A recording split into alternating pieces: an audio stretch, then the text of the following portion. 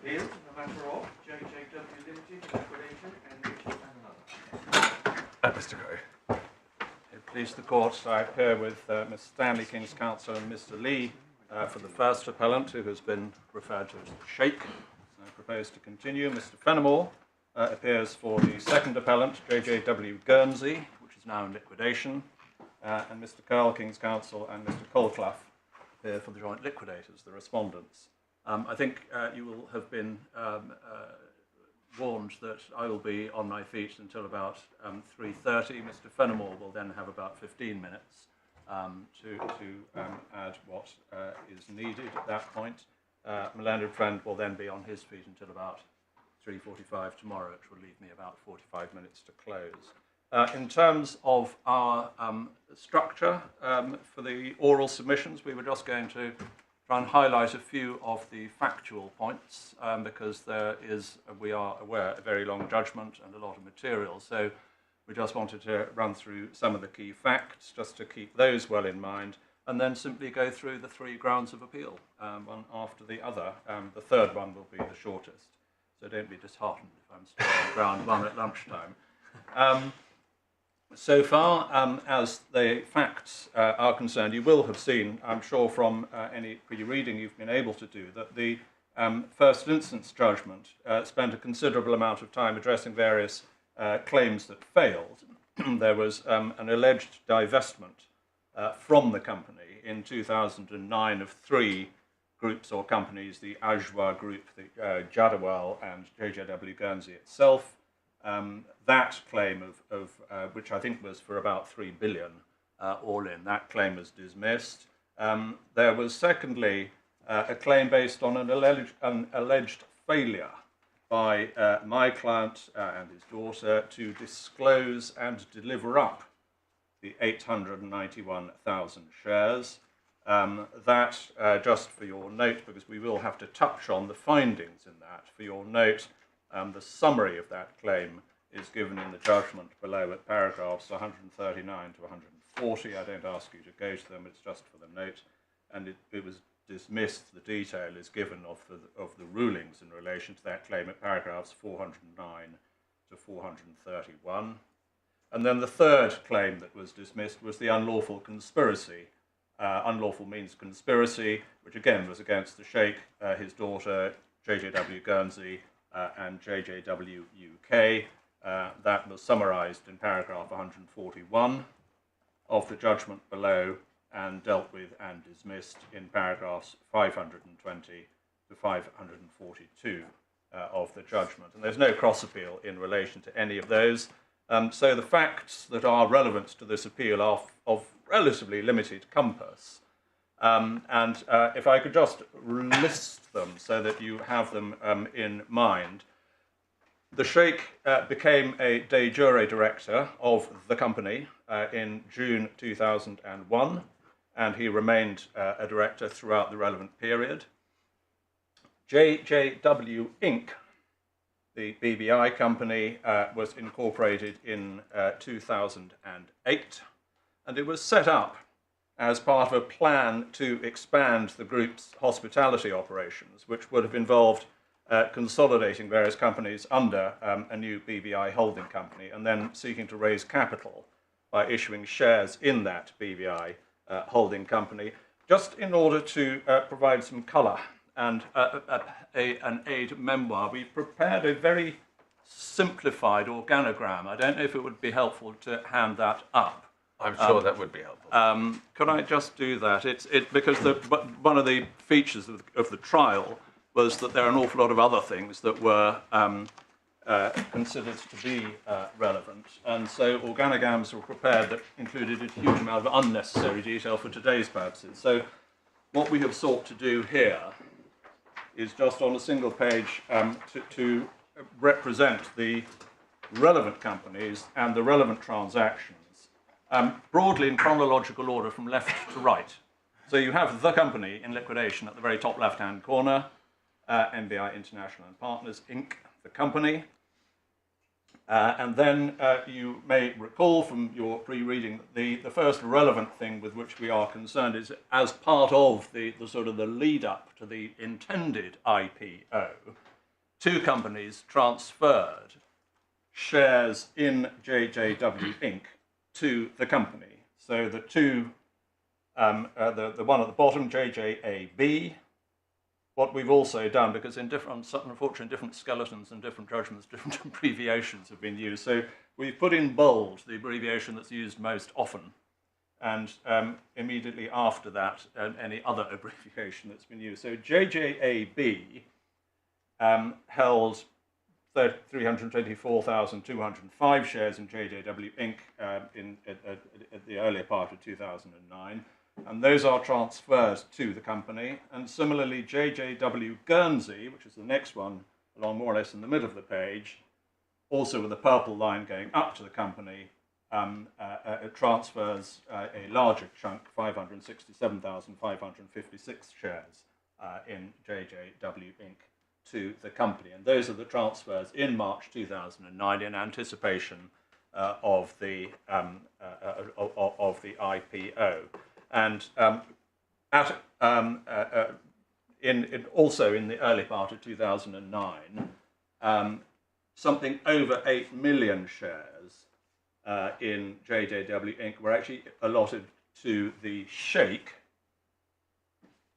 They then subsequently end up, as from 2011, in the hands of MBI International Holdings, which is the company at the top right-hand corner of the page, and you'll see that is the 88.8% shareholding, comprising the 8 million odd shares that were originally allotted to the Sheikh in January 2009, but in 2011 are transferred to MBI International Holdings. At the same time, and it is, although not of central relevance, it is ultimately of some significance.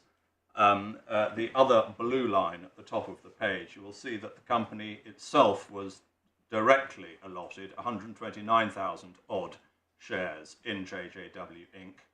In January 2009. That's the other blue line from the top going across to JJW Inc. And it is common ground, I think, now that those, all the numbers have been rounded, obviously, for convenience. Those are referred to as the 129,000 shares, and those 129,000 shares remained in the name of the company throughout the liquidation. So we'll come to the share transfer agreements in due course, but that just gives you the transactions that were effected, and as I am sure you are aware, just going back to the purple lines on the left, the 324,000 coming from JJAB, taken together with the 567,000 odd going from JJW Guernsey, add up to the 891,000 shares, which in March 2016, as the judge finds, go back from the company to JJW Guernsey. And the reason why essentially that sequence occurred is that although the shares, the purple transfers, take effect in March 2009 in anticipation of the IPO, the financial crisis of 2008-2009 meant that the IPO was ultimately abandoned, and the consideration that the company, top left-hand corner of the company, agreed to pay JJAB and JJW Guernsey was never paid. The intention was that the company would onward sell shares as part of the IPO, and that the consideration generated from onward sales would be used to pay the consideration due to JJAB and JJW Guernsey as the transferors of the aggregate 891,000 shares. But since the IPO never took place... Can I just be clear what you mean by that? I think you probably mean that the company would transfer the shares to the IPO vehicle, and the IPO vehicle would issue shares to the public. It's not that these shares would be sold to the public. I have to admit, I'm not 100% clear on the detail of that. That may well be right. Can I just see? I have to admit, I tried working out the answer to that, and I couldn't from what I was reading. But it may be coming in at issue 3. Yeah, it might. But my understanding is that, in a sense, what you normally do with an IPO is you put whatever you want to float in inverted commas into a newly formed IPO vehicle. Yeah. And it's that's the on sale. It's not that these shares would suddenly be sold to the public. Well, the way it's described in the judgment, I think in at least one point, does suggest that it was these shares that would be onward sold, and that does come in as part of the ratio on ground 3. But they would be to the IPO vehicle. Yeah, in other words, everything you collect everything into an IPO vehicle, and then you issue the IPO vehicle issues shares. Absolutely. So, in any event, as I say, because of the financial crisis in 2008 and 9, the IPO doesn't proceed, and the Sheikh's case at trial was that by 2010, certainly the intention was to retransfer the 891,000 shares back to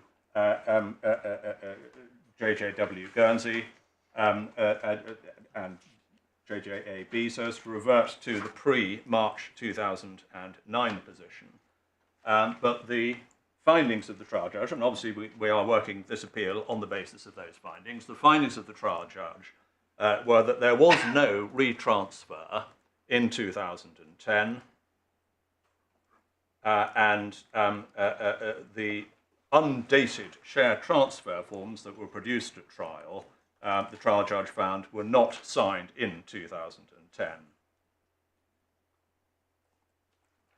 The next point in the chronology of relevance is that the company goes into liquidation in October 2011, and a Mr. McKinnon is appointed as liquidator. He was then replaced 3 odd years later by Ms. Caulfield in March 2014. And then in February 2016, a resolution is signed by the Sheikh as the sole director of JJW Inc., not as a director of the company, but as a director of JJW Inc. A resolution is signed by the director formally approving the transfer of the 891,000 shares from the company to JJW Guernsey.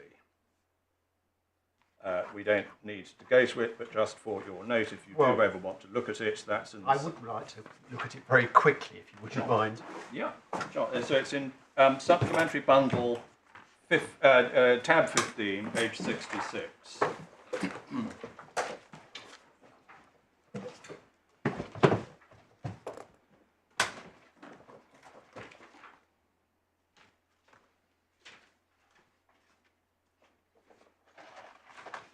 See, it's just over 3 pages long, and it recites the various allotments back in 2009. It recites the non-payment of the consideration that was due from the company to JJAB and JJW Guernsey. It recites letters of demand in December 2009 and non-payment. It recites a letter, where I'm just on paragraph 2.7.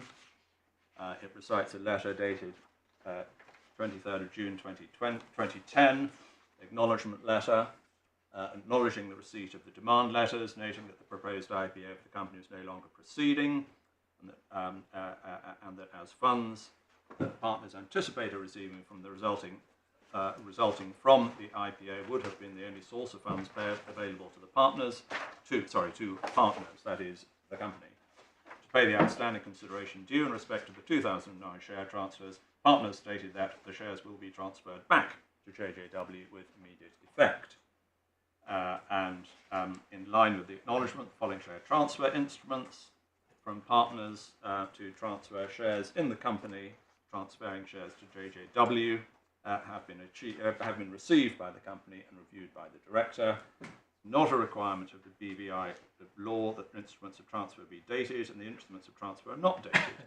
But the director has nonetheless ascertained that the instruments of transfer were signed for and on behalf of the transfer on the 6th of July 2010, the signing date, much of this was not accepted by the trial judge. The trial Well, judge was told that the June 2010 letter wasn't approved. I mean, that's false. And the document in the previous tab is the one, the form that is signed by the Sheikh as a director of MBI International Partners Inc. That's the transfer. Yes, that's the transfer document. Yes. So although you stress this written resolution is of the sole director of the company, and you stressed it's of JJW Inc. Yes. The document, the instrument of transfer is signed by him as a director as a director of the company MBI International Partners Inc. Indeed it was, absolutely, yes. Is there another one? Because this is only 325. Yes, I think the tab before, tabs 13 and 14, Yeah, the two undated transfers. 13 and 14, sorry. Yeah. I mean, just in terms of the resolution, as you say, it's signed by the Sheikh as the sole director of Inc. What you do get is paragraph 1.3, where there's a recital that he's the sole director of MBI International Partners, which is the company, isn't it? Yeah. As indeed was the fact. He was the director of the company. Yeah. Absolutely. So that resolution is signed, and the judge finds, we don't need to go through it, but just... I'm sorry to interrupt you, but of course the transfers are undated. Yes. Is there an explicit finding of fact as to when they were executed? I mean, as I understand it, it was hard on the heels of the resolution. Yeah. But is there an explicit finding as to precisely when? My note tells me paragraph 456 of the judgment. My note tells me that the finding was that they were signed by the Sheikh in 2016. If it's more explicit than that, we can see, so paragraph 456, page 227 of the judgment. Yeah, no, it does. It says 8th of March. But is that the registration date as opposed to the signature date? Yes, the registration date. I think it is the case that JJW Inc.'s register of members records JJW Guernsey as shareholder on the 8th of March. I don't mean to quibble, but I don't think the judge actually finds that the share transfer forms were signed on that date, but the registration occurred on that date. Yeah, so we assume that it's either contemporaneous with the resolution or shortly thereafter. Yeah. So that leaves us, if we just go back briefly, so we've got to, going back to the organogram, we've just done the red line, and we have put in inverted commas the transfer to suspend judgment on the effectiveness of that. But then the next date we have, moving across to the right-hand side of the page, we have a brown line going up from the right-hand side of JJW Guernsey up to MBI International Holdings, which is not a party to the proceedings, and the brown line reflects the fact that in June 2017, the 891,000 shares were transferred from JJW Guernsey to MBI International Holdings. And shortly after that... And just staying with that, that's presumably shown in the share register. Yes. And MBI International Holdings is still shown as the shareholder in the register. That, I don't know if there is evidence on that point, but I think the share register was in evidence at trial, so I can find the answer to that. And the other thing that happened that summer of 2017, is the green line going from JJW Inc. down to JJW UK, which was a transfer of assets and liabilities on the 27th of July 2017. And those transfers are just dealt with in the chronology of the judgment between paragraphs 116 and 118. And obviously you'll come back to this, but there seems to be extraordinarily little information about that transfer. Yeah, indeed. I don't want to take you out of your course, so just say if you want to wait, but do we have any basis, any understanding of the basis on which it was made? Beyond what the judgment says, I'm not going to be addressing you on anything. No, the material on which I conduct the appeal is the findings in the judgment. And obviously you'll come back to them. But on the face of it, a company that presumably had an enormous net asset value if the figures given for the value of its shares have any reality, then transfers its assets away for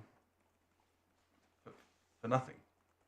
Well, it is a restructuring involving assignment of assets and liabilities. But if the shares had a substantial net value beforehand, then the assets must have been worth much more than the liabilities. Yes. Yeah. The last... I mean, companies don't normally just validly lose their assets or give them away. I mean, it's just not... But we do have to stick with respect to the findings in the trial judgment. And the finding, I mean, without anticipating too much, these June and July 2017 transactions did form part of the claim in unlawful means conspiracy. And the judge finds, and the judge dismisses that and makes no finding that there's any unlawfulness in either the share transfer to MBI International Holdings or the asset and liability transfer to JJW UK. So for the purposes of this appeal, those are given.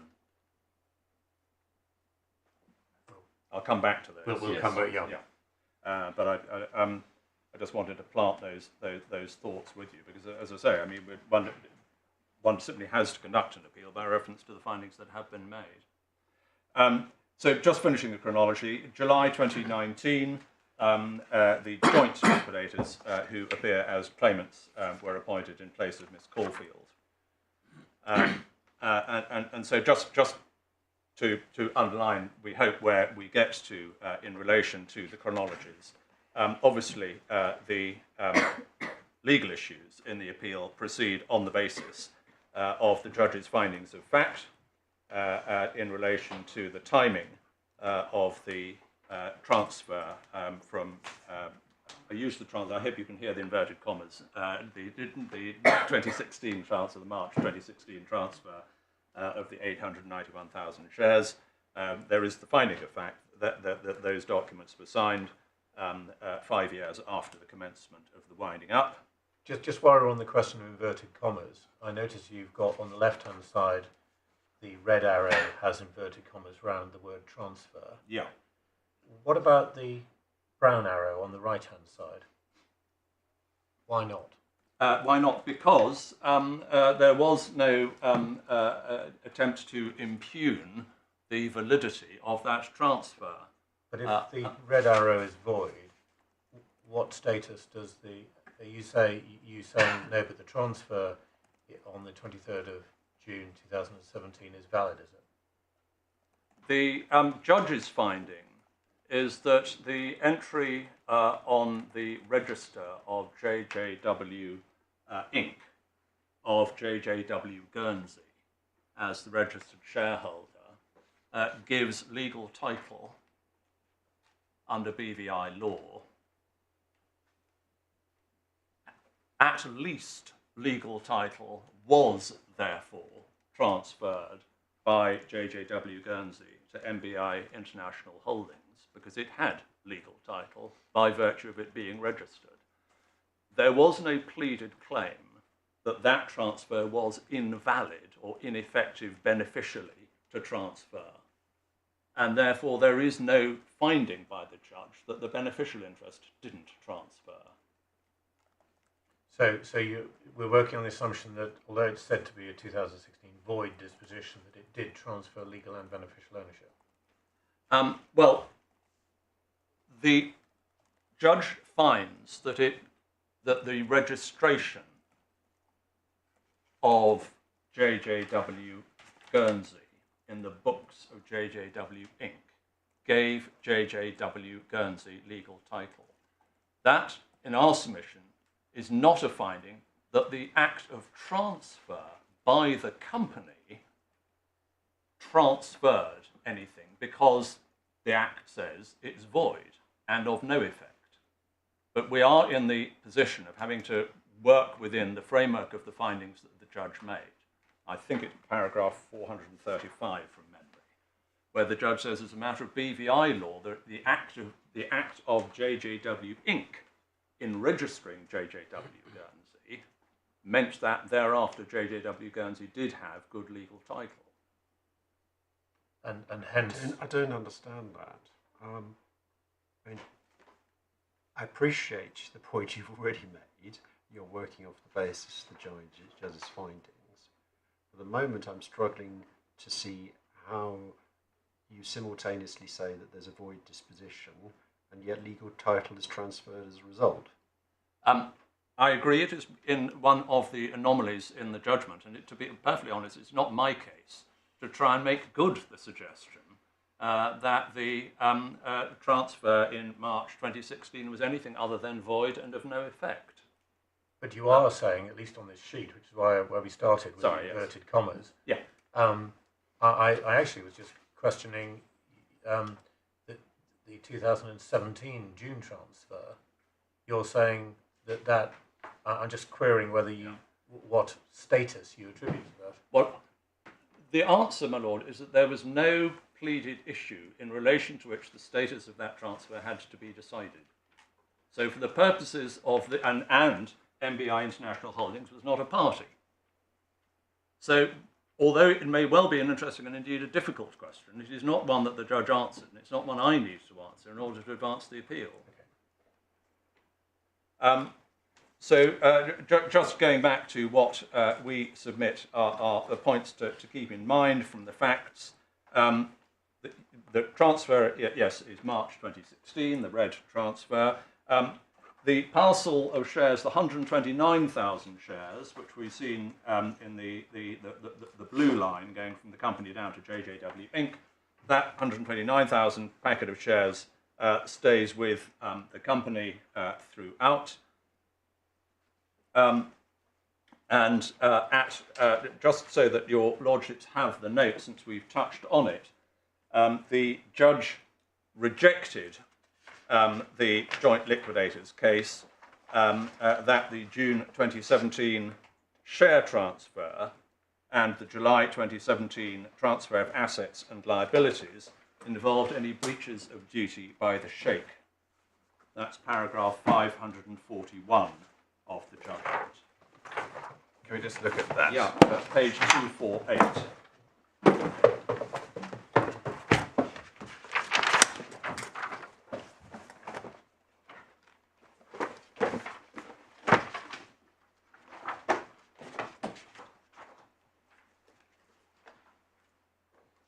Lordships may prefer to read it to yourselves rather than listening to me.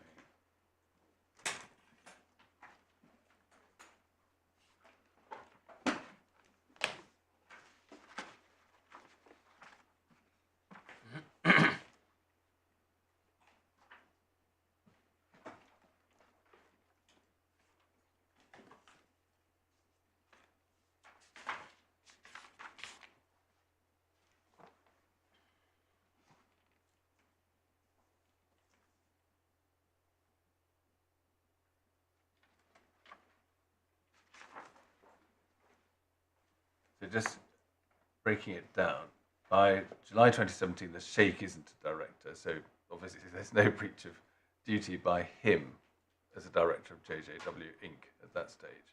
Right. So then the judge goes on, I've already pointed out that the transfer of assets and liabilities from Inc.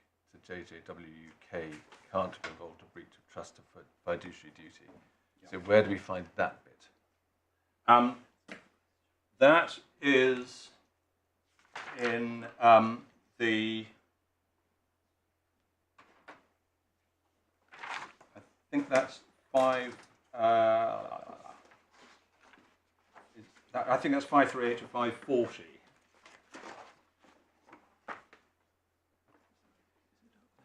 So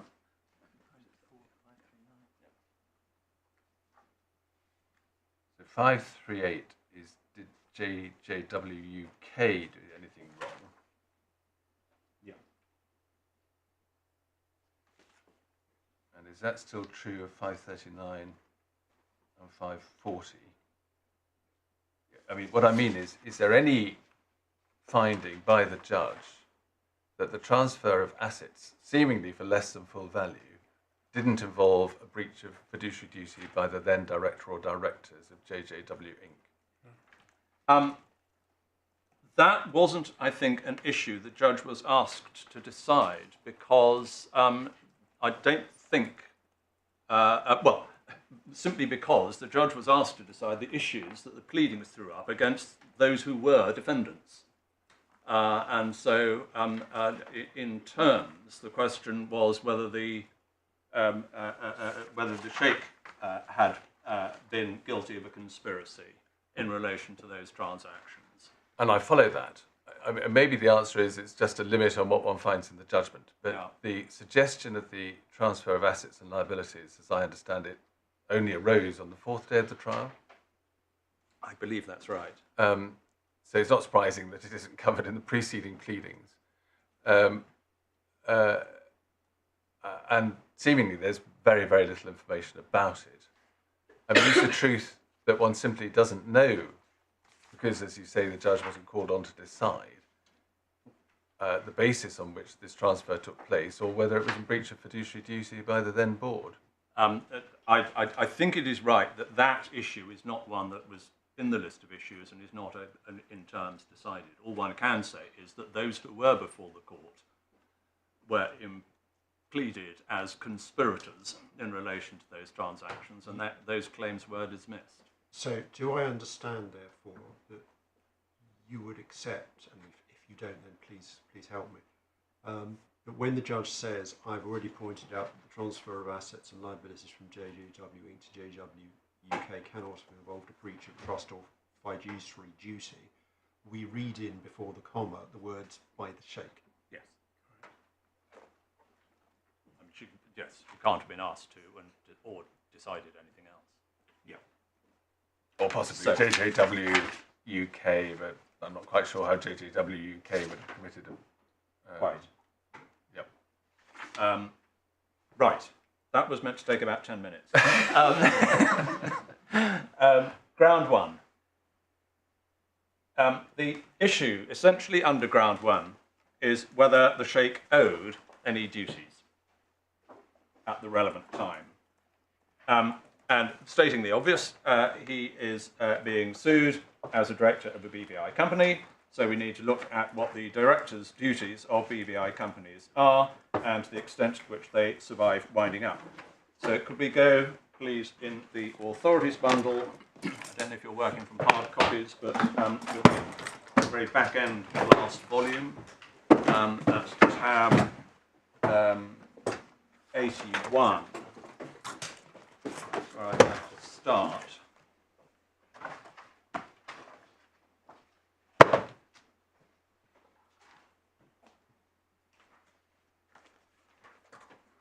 Tab 81, page 1628, section 109 of the BVI Business Companies Act 2004,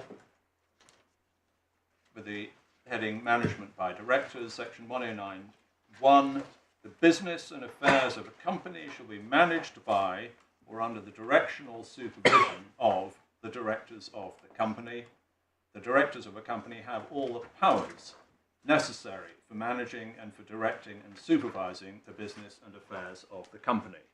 So we just draw to your attention that there is an express statutory provision essentially conferring on directors powers of management. And then behind the next tab, tab 82, page 1629, we get the statutory code of what the duties are of directors. And it's not dissimilar to stuff one finds in the English legislation, but it's not by any means identical. So section 120, subsection 1. Subject to this section, a director of company in exercising his powers or performing his duties, shall act honestly and in good faith and in what the director believes to be in the best interests of the company. Obviously, we emphasize those words, in exercising his powers or performing his duties, because it is our case that both as a matter of general law and specifically as a matter of BVI legislation, directors' duties are owed in relation to the exercise of powers. If there are no powers, there is no function in respect of which a fiduciary duty can attach. I'm not going to read subsections 2, 3, and 4, but it makes some specific legislative provision for directors' duties in relation to wholly owned subsidiaries. I merely draw this to your attention because one of the themes that we wish to urge on you is that the regime that the judge was dealing with and you are dealing with is a substantially comprehensive statutory regime which sets down and then takes away directors' duties.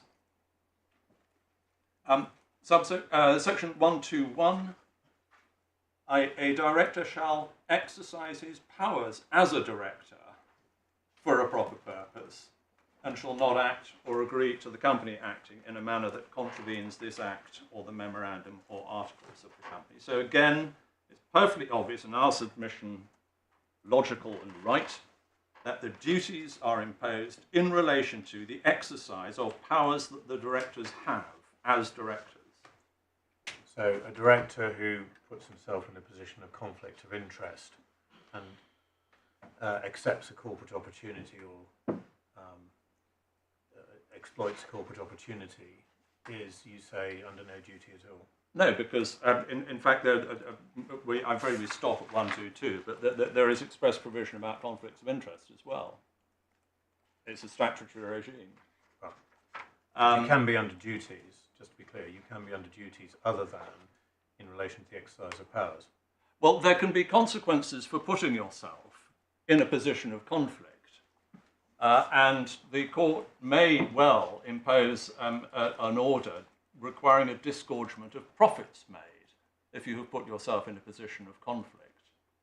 But that doesn't involve, well... So you put it very bluntly to us. You just said, no powers, no duties. Yes. And I'm just saying, wait a minute. You can be under a duty not to put yourself into a position of conflict, which doesn't involve the exercise of powers. So it's not as black and white as you paint it. Well, you were painting it by reference to section yes. 120, but yeah. it's more nuanced than that. Well, I certainly wouldn't want to get into a debate with your lordship as to whether there is a duty not to put yourself in a position of conflict. There are consequences for a fiduciary who puts himself in a position of conflict, and the consequence may be an order for a disgorgement of profit. Whether it's right to describe that as a duty is a matter upon which ink has been spilled. Would it make sense if at some stage we were provided with the section or sections that follow section 122? Yeah, they go. I think it goes up to 125, and we'll certainly do that. And the last one we just wanted to, we've got there anyway, is 122. Director of the company, when exercising powers or performing duties as a director, shall exercise with care, diligence, and skill. So we get the duty of skill. I mean, the word "or" is interesting. Given your saying that you can't have one without the other. I'm not sure why it's "or." But in that case, I may have not made our case as clearly as I should.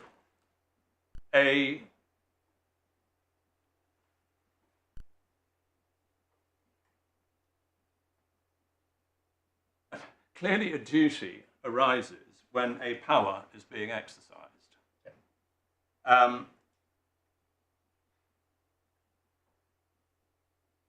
To say that a duty arises when a duty is being performed would suggest a little bit of tautology. Well, I mean, as a director, you have a duty, for example, to cooperate with a liquidator, or to cooperate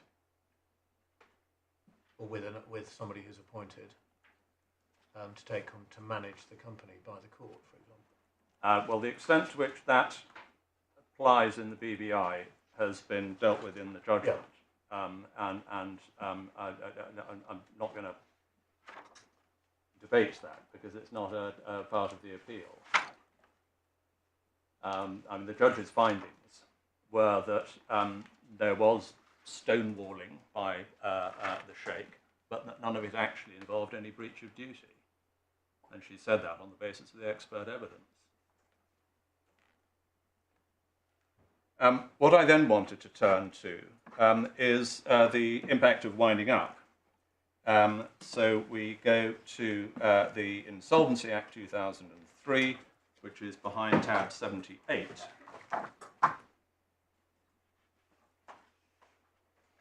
Page 1619. You may already have had an opportunity to look at this. Subsection 1751, subject to subsection 2, with effect from the commencement of the liquidation of a company, the liquidator has custody and control of the assets of the company. That is a statement of law. It doesn't say the liquidator is obliged to obtain custody and control.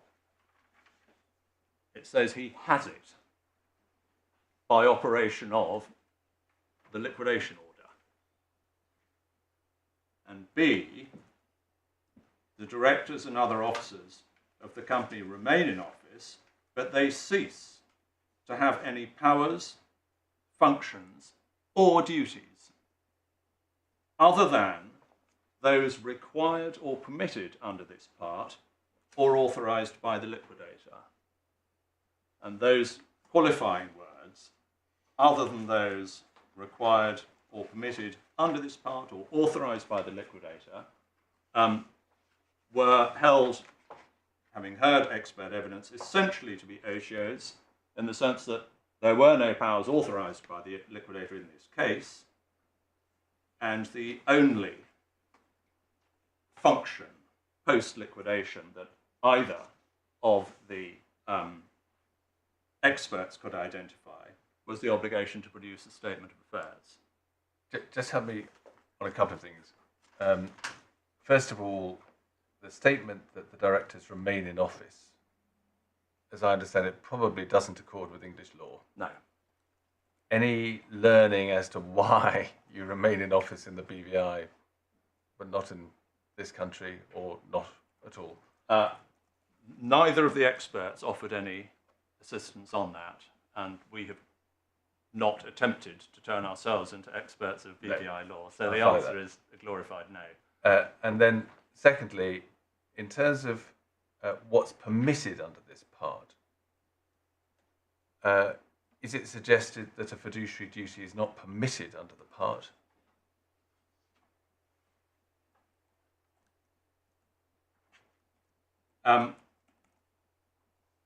The position...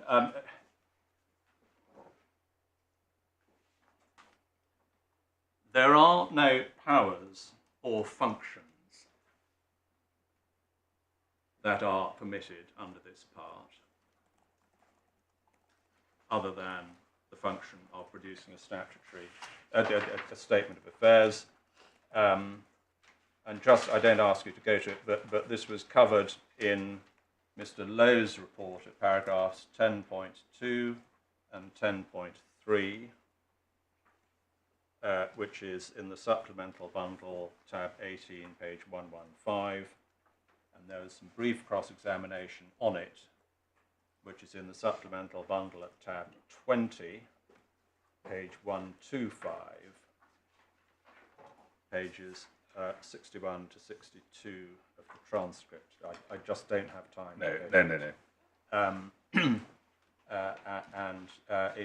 Those points are picked up in the judgment at paragraph 348. See, my Lord's question to you is yes, you may not be permitted to exercise powers as a director post liquidation, but does it follow that you have no duties? Well, that it are permitted. follows that you have no duties because it says Well, you have no duties other than those required, that no duty can be required if there are no functions or powers that are capable of being exercised to which the duty could attach. Sort of goes back to my point, whether you can have a duty without a power. Well, And just for the transcript or note, I mean, I appreciate we're not in England, but the conflict of interest duty that I put to you is certainly regarded as a duty in England. That's what it says, Section 175 of the Companies Act. It's not just a question of liabilities will attach, as you put it. It's actually expressly described as a duty, which exists independently of a power. My Lord, taking that as the position in England, I'm certainly not going to argue with that. But where the legislation here expressly provides that there aren't any powers or functions, and in circumstances where the issue that the judge was being asked to decide was whether a purported act by the sheikh in purporting to exercise a power which by definition he did not have, the very simple argument that we advance is that there can't be a duty attaching to a purported exercise of a power which primary legislation says the director didn't have. Could he be under a conflict of interest at the time of the transfer? Lord, I would have to think about that. It's certainly not, I think, an issue that was either pleaded, argued, or decided. Because you saw in the minute that we looked at before that he declared an interest. Yeah. Well, as I say, that I think was not one of the 39 issues conveniently subdivided in the list of issues for the trial. Yes. So we've got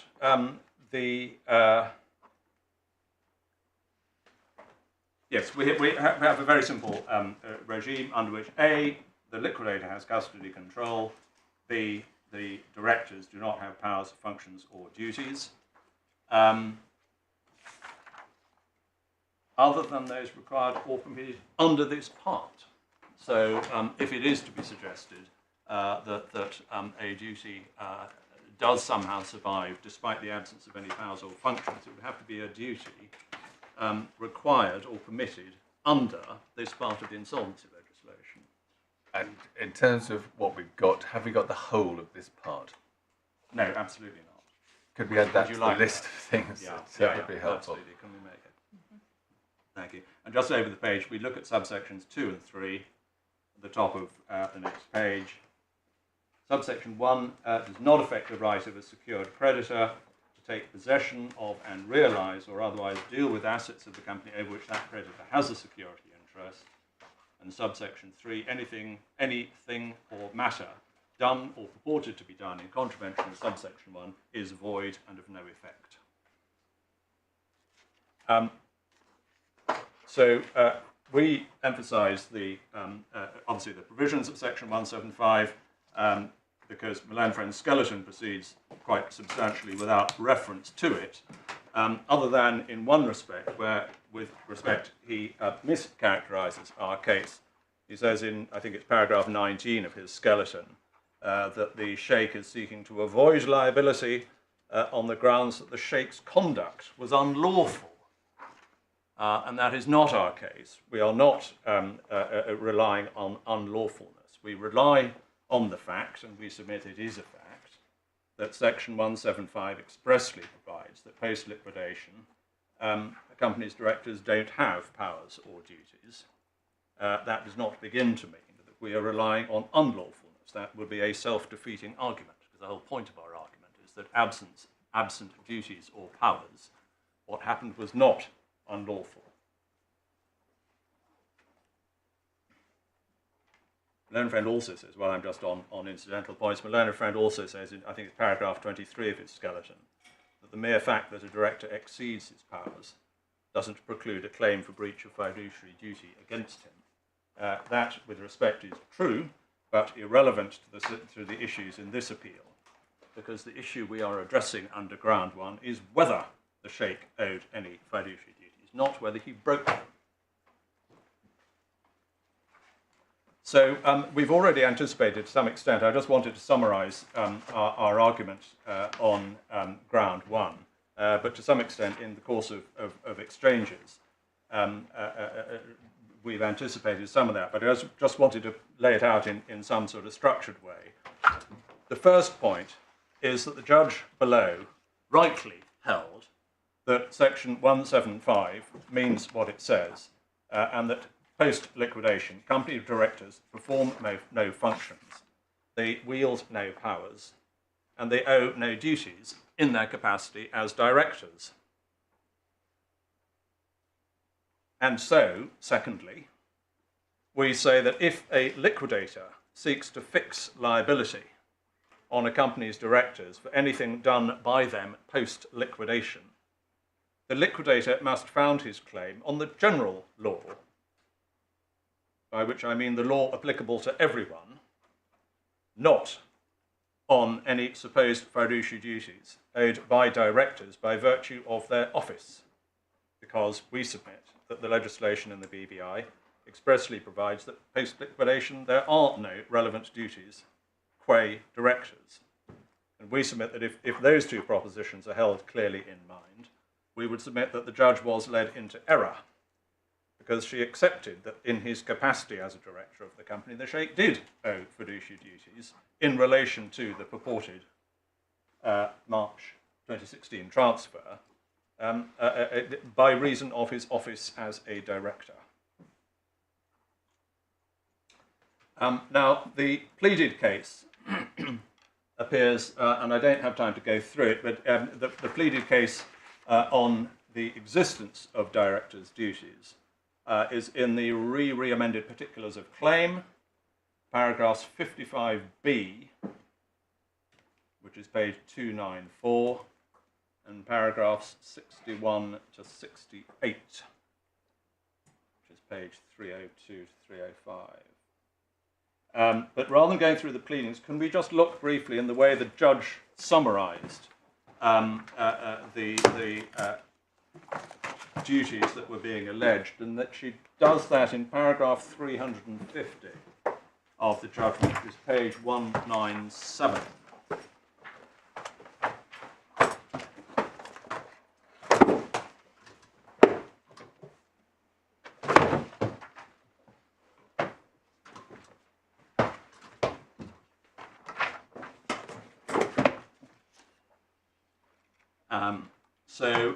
Paragraph 350, we have three Roman subparagraphs, which are the three headings under which the joint liquidators sought to advance their claim that there was a duty post-liquidation. The first one, essentially, was that a director's duties survive the liquidation. This is argued by reference to a case called Systems Building Services. That argument is dealt with starting at the foot of this page, paragraph 351, through to 359, and it is rejected. And we submit rightly rejected, and no respondents' notice or cross-appeal has been launched to try and revive that. And having looked at the legislation and considered the expert evidence, could I draw your attention to the judge's findings on what BVI law is? And the critical paragraphs are 357 and 358.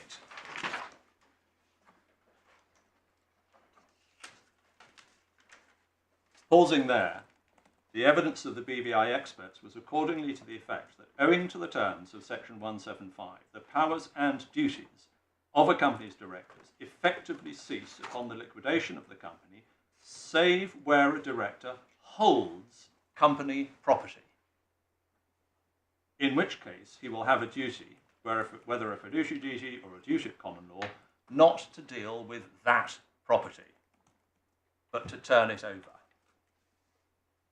Neither expert provided support for the proposition advanced on behalf of the liquidators in closing that, contrary to their evidence, the duties of directors, co-directors set forth in 120 to 124 continue to be owed to a company in the BVI post-liquidation. Furthermore, neither of the experts appeared to agree with the proposition advanced by the liquidators in opening that duties of the kind that it's alleged continue to be owed in this case following the liquidation must be required for the purposes of Part 6 of the Act. I mean, that's not a complete statement, because as we saw in the Act, the other exemption, if you like, to the general rule is if the liquidators authorise. Yes, indeed. So, that is true. I mean, then undoubtedly, if directors are authorised, Yeah. they will continue to owe the fiduciary duty. Yeah, absolutely. Yeah. But what we do urge on this court is that the whole of the rest of the debate about the director's duties under BVI law must proceed in light of the finding, we say, correctly made and not challenged by the respondents in appeal, must proceed on the basis of those first 5 lines of that paragraph. The powers and duties cease upon liquidation, save where a director holds company property, in which case he'll have a duty not to deal with that property. So, what the liquidators needed to and need to satisfy the court about is that there is a dealing with property held by the sheikh. And on the face of their pleading, they appeared to accept that that was the challenge they faced. I don't ask you to go to it, but in paragraph 62 of their re-amended particulars of claim, paragraph 62, page 303, it's alleged that the sheikh and his daughter, although it's no longer relevant, are to be treated as trustees of so much of the company's assets and property as was in their possession and or under their control at any time. So the question was and is, could the liquidators make good any claim on the basis of the judge's findings? Could they make good a claim that the sheikh dealt with property that he held or that he had possession or was under his control at the relevant time? Now, so far as the legal analysis on that is concerned, it is quite clear, just as a starting point, it's clear, obviously, that a true trustee will hold trust property in the sense that it will be vested in the trustee's name. Legal title will be vested in the trustee's name. We all know that company property is legally and beneficially owned by the company. So when one talks about a director holding or having possession or controlling company property, what one is talking about is the exercise by the director of legal powers of management in relation to that property, not having the company's property registered in his personal name.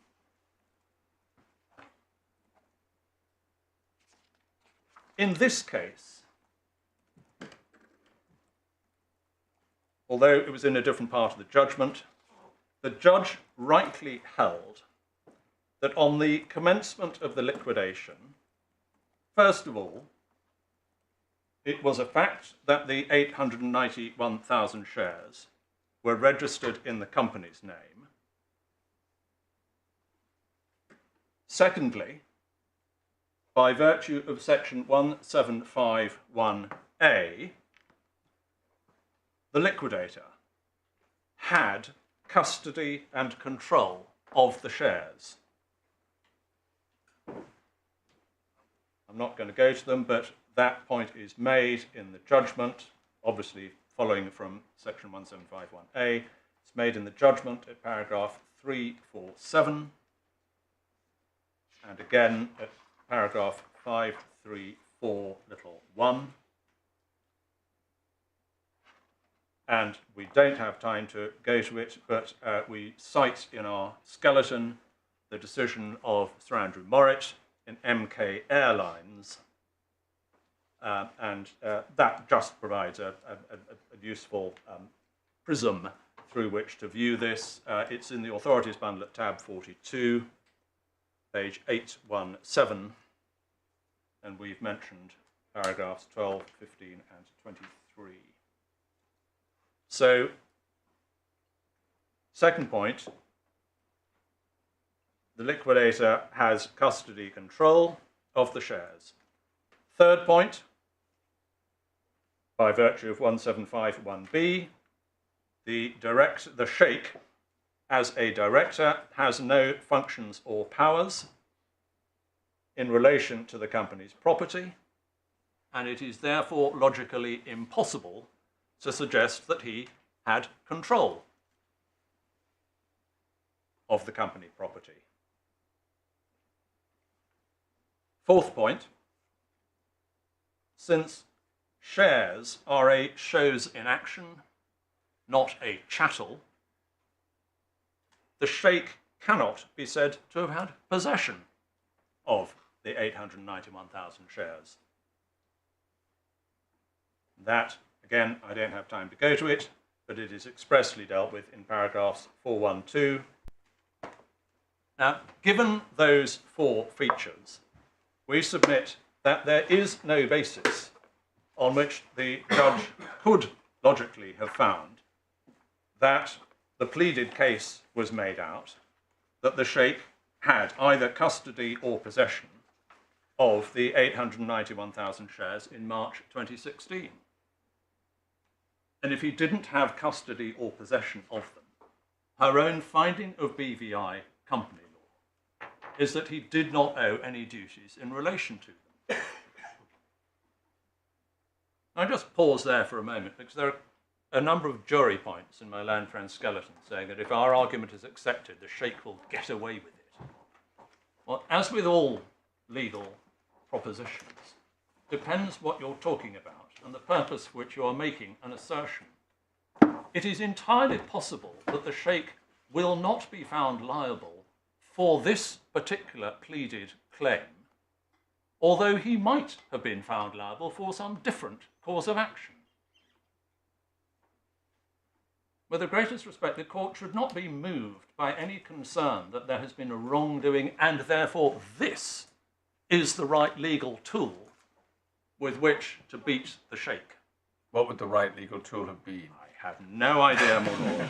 How would that have occurred to me? What about intermeddling? Well, are you going to come on and deal with intermeddling? Yeah. Because the judge does. Yeah, well, the word is used. It's difficult to know quite what the judge meant because our understanding, Well, I don't want to anticipate too much, but the whole way the case has been put against the sheikh is that he's a Category 1 constructive trustee using the Paragon and Thakrar categorisation because of his office. Our whole response is he wasn't. Yes, he held the office, but the Act says he doesn't have any functions and he doesn't have any powers and he doesn't have any duties. So he was, if anything, and that's why I said one of the our sort of opening proposition was, if a liquidator, in relation to a BVI company, wants to fix liability on a director in respect of something that occurred after the commencement of the winding up, he has to resort to the general law. And the general law is Category 2 constructive trust, dishonest assistance or knowing receipt. No, what about an intermeddler? That's Category 1. Trustee de Santor. Well, a trustee de Santor doesn't work on the facts of this case because a trustee de Santor is only liable in respect of assets that come into his possession. Well, that's one sentence in one authority. Well, it's in dozens of authorities and in Lewin, and has been repeatedly affirmed as being good law for 150 years. It absolutely is clear that that's, I mean, I don't want to get into all my arguments in anticipation, but in our submission, the trustee de Santor argument simply... Right, well, are you going to come on to that? Yeah, yes I am. Okay, fine. Just before you do, you referred to custody and possession. Could it be said, well, the sheikh had control? With respect, no, because control must connote a legal ability to do something. Well, he did. Well, He did something that resulted in the shares being registered in Guernsey's name. JJW Inc. registered. That is an act of JJW Inc. And that, under the judge's finding, is what gives JJW Guernsey legal title to the shares. That is not an act by the Sheikh in his capacity as a director of the company. In our submission, it is legally incoherent to suggest that somebody has control over something in respect of which he has no legal power at all. If I signed the share transfer form and some fool chose to act on it, that doesn't mean I have control of it. It means I may well have intermeddled. I may have rendered myself liable for conspiracy, or depending on the facts. Or just, you assume, if you assumed the mantle of director, actually when you were a director, but and executed a transfer on behalf of the company, why are you not intermeddling and a Category 1, Well, liable as a Category 1 trustee? my lord, can I take the argument in stages? Because If you transfer them to yourself, Well- you would accept you would be. well, if one transfers it to oneself, one ends up, I think, as a constructive trustee on the basis of knowing receipt. Well, there has. Wait a minute. Where's your breach of fiduciary duty? If you accept it's a knowing receipt claim, you've accepted there must be a prior breach of fiduciary duty. So, I mean, I'd agree with you, but only on the basis that you accept that the person fell under a fiduciary obligation as an intermeddler. So, I'd agree with you. Why does it make any difference if you transfer to somebody else? Sorry, for the purpose it doesn't of make any liability? difference. We are having the debate about whether there is a duty in the first place. I just wanted to let you know where I'd like you Yep. to get to at some point. on Yep, that. absolutely, absolutely.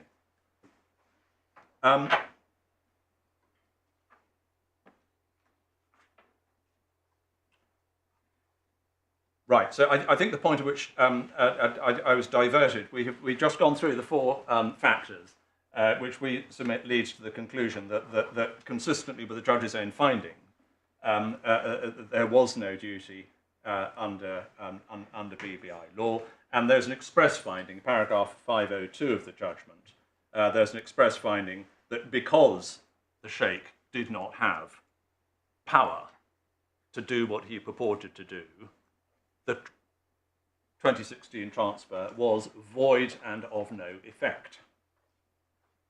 Paragraph 502 of the judgment.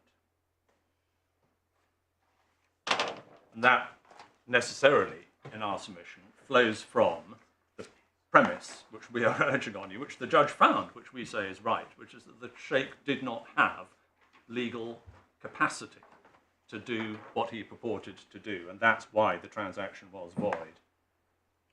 So, do I understand that the way you reconcile the contradiction we were discussing earlier is you say, yes, the purported transfer was void and of no effect, as the judge has held in the finding you just referred to. But the reason why, nevertheless, JJW Guernsey got legal title was because of an act by another person. Exactly. So with that framework, we then turn to look at how the judge ended up coming to a different conclusion.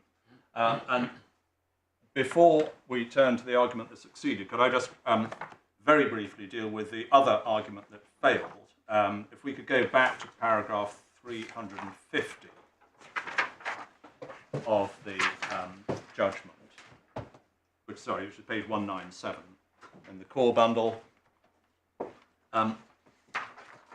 Little Roman 1, we've dealt with, that was dismissed. The survival of directors' duties argument it was dismissed.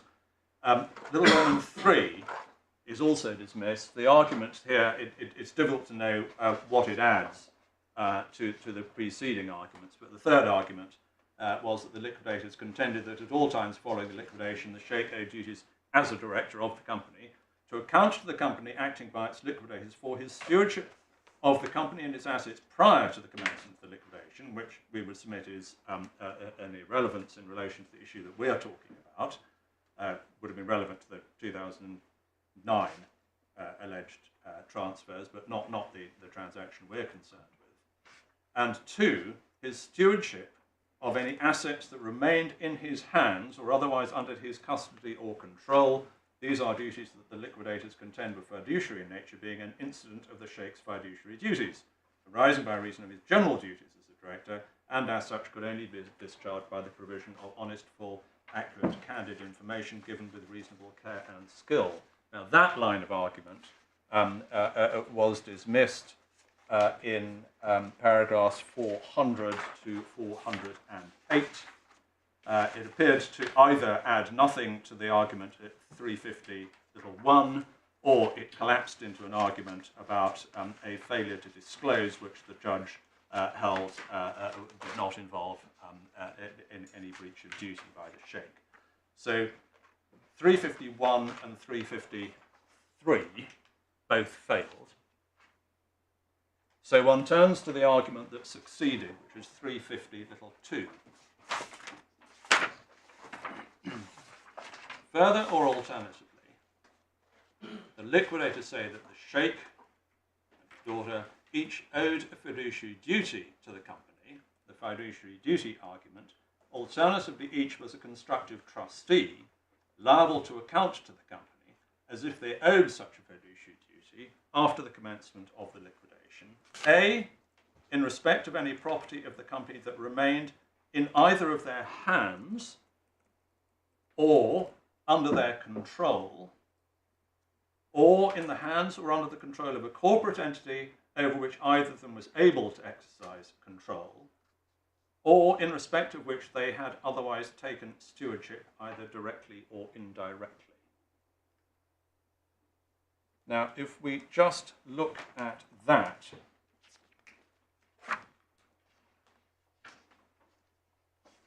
and we'll go on to B in a moment, and just break it down, that these duties are owed in respect of any property of the company that remained in either of their hands. Now, that, for the reasons we've already submitted, doesn't describe the shares, because there were no legal powers of it. They weren't chattels, they weren't physically in their possession, and there were no legal powers in relation to them.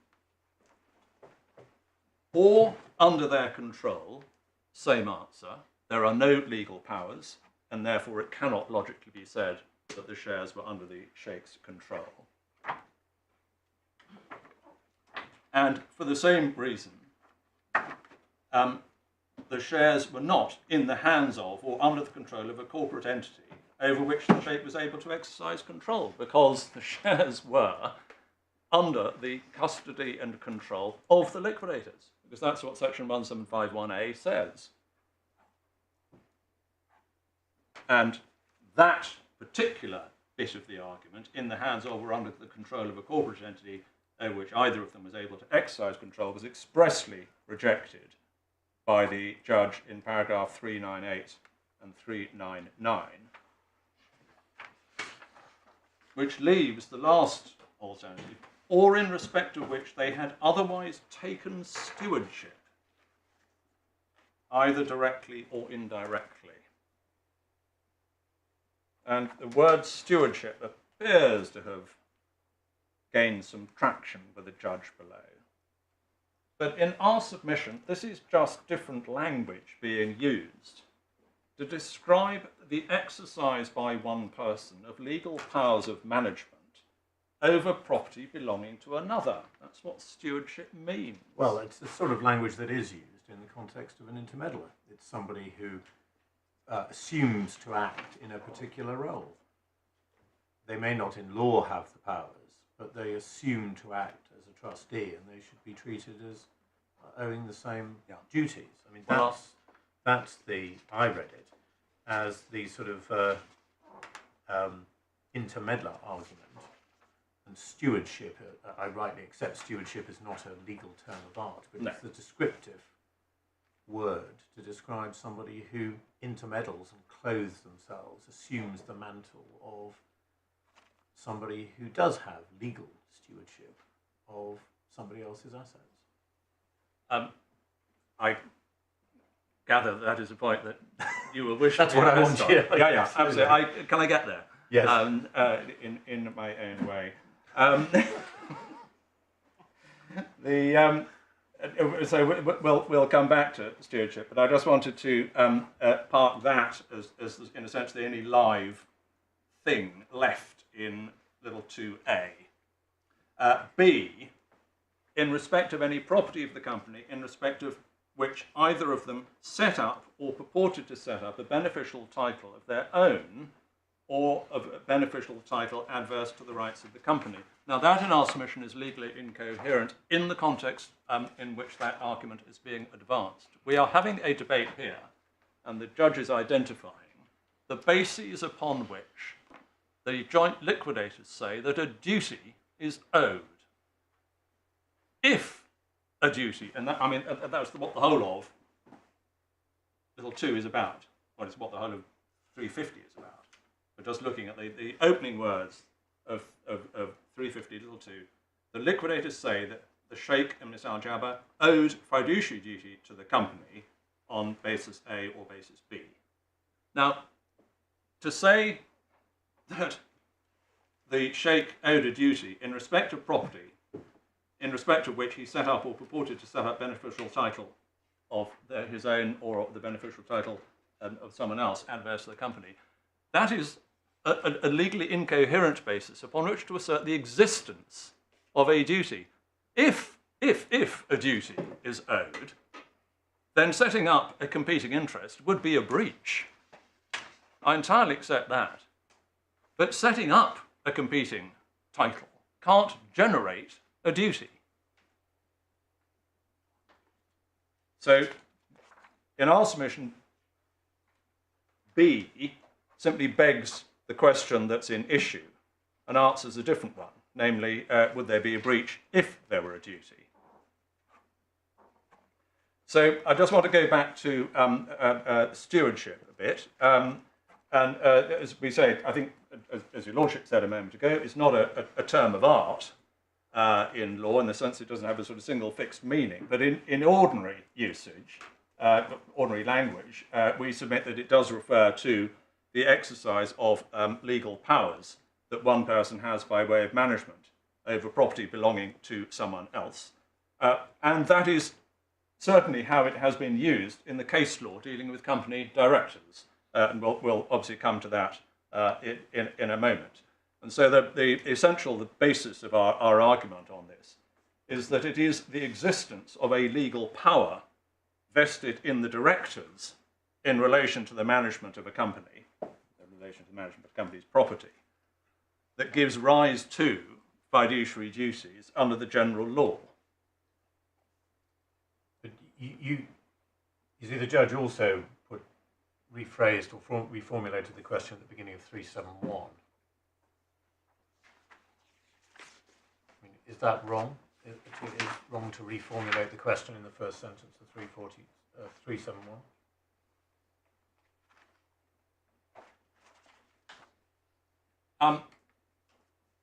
The answer to the question can't be provided in a sort of legal vacuum.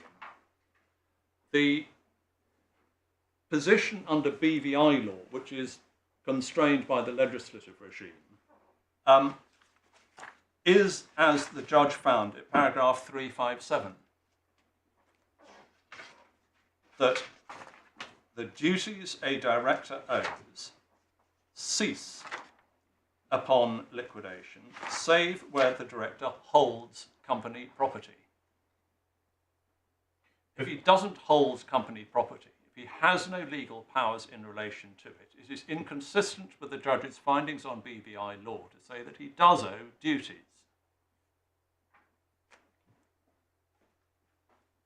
Well, I mean, Mr. Lowe's expert evidence, as recorded at 355, was that the duties are matters, he says, of common law, property intermeddling or something like that. Yeah. I mean, it's obviously, one doesn't construe these words as a statute. No.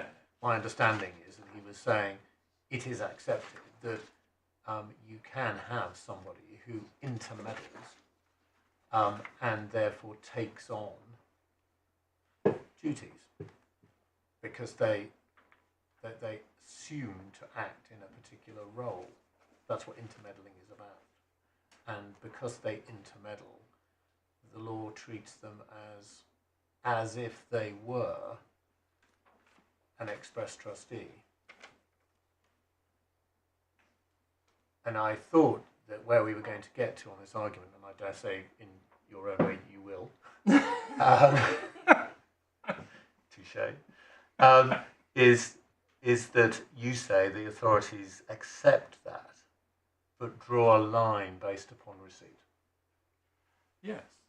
And intermeddling isn't a sort of cause of action. It's a label that is conveniently used to describe a number of different potential legal scenarios. Being a knowing recipient or a dishonest assister may be a form of intermeddling. Being a de facto director might be a form of intermeddling. Being a trustee des untort might be a form of intermeddling. But intermeddling is not a label.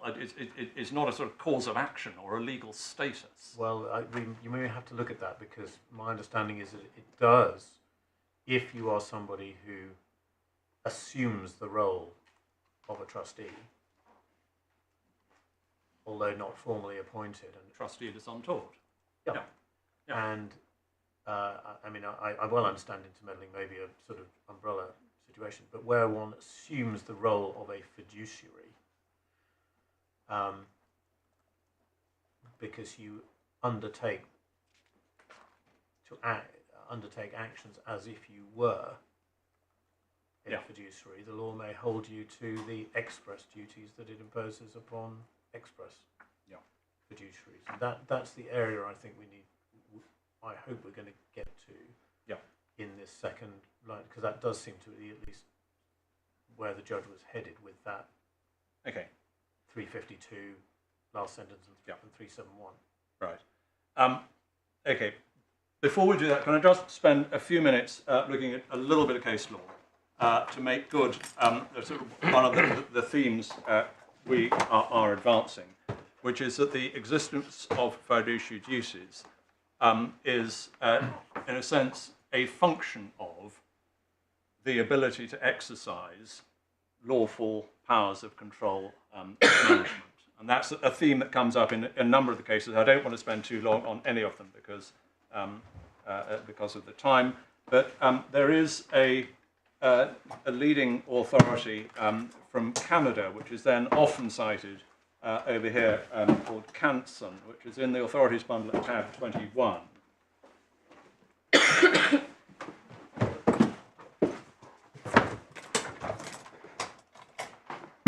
And the facts don't particularly matter, but what had happened was that the company had bought development land and the agent had made an undisclosed profit of $100,000, I think, $100,000.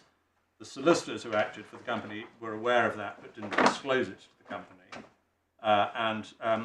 Then a warehouse is built on the land, the warehouse is defective, the company suffers $1 million shortfall on its claim against the engineers, and so it sues the solicitors for the $1 million shortfall for having acted in breach of their duties.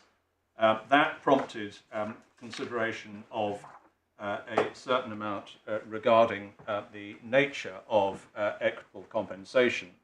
For these purposes, I just wanted to look very briefly at a couple of passages using the page numbering of the bundle, page 281,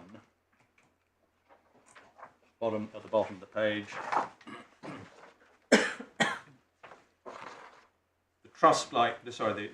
The last paragraph on the page. The trust-like nature of the fiduciary obligation manifests itself in characteristics which distinguish it from the tort of negligence and from breach of contract. Thus, and then a number of cases are cited, attributed the following characteristics to a fiduciary obligation. The fiduciary has scope for the exercise of some discretion or power. The fiduciary can unilaterally exercise that power or discretion so as to affect the beneficiary's legal or practical interests. The beneficiary is particularly vulnerable or at the mercy of the fiduciary holding the discretion or power. And at page 284, again, the last paragraph on the page, differences between different types of fiduciary relationships may, depending on the circumstances, take different approaches to damages. This may be significant as the law of fiduciary obligations develops. However, such differences must be related in some way to the underlying concept of trust, the notion of special powers reposed in the trustee to be exercised exclusively for the benefit of the person who trusts. So it's this, in a sense, it's, as I say, the point we want to emphasize is it is of the essence of a fiduciary duty that it is a product of the existence and the exercise of a power by one person over property belonging to another. And one gets much the same from J.J. Harrison, which is at tab 34.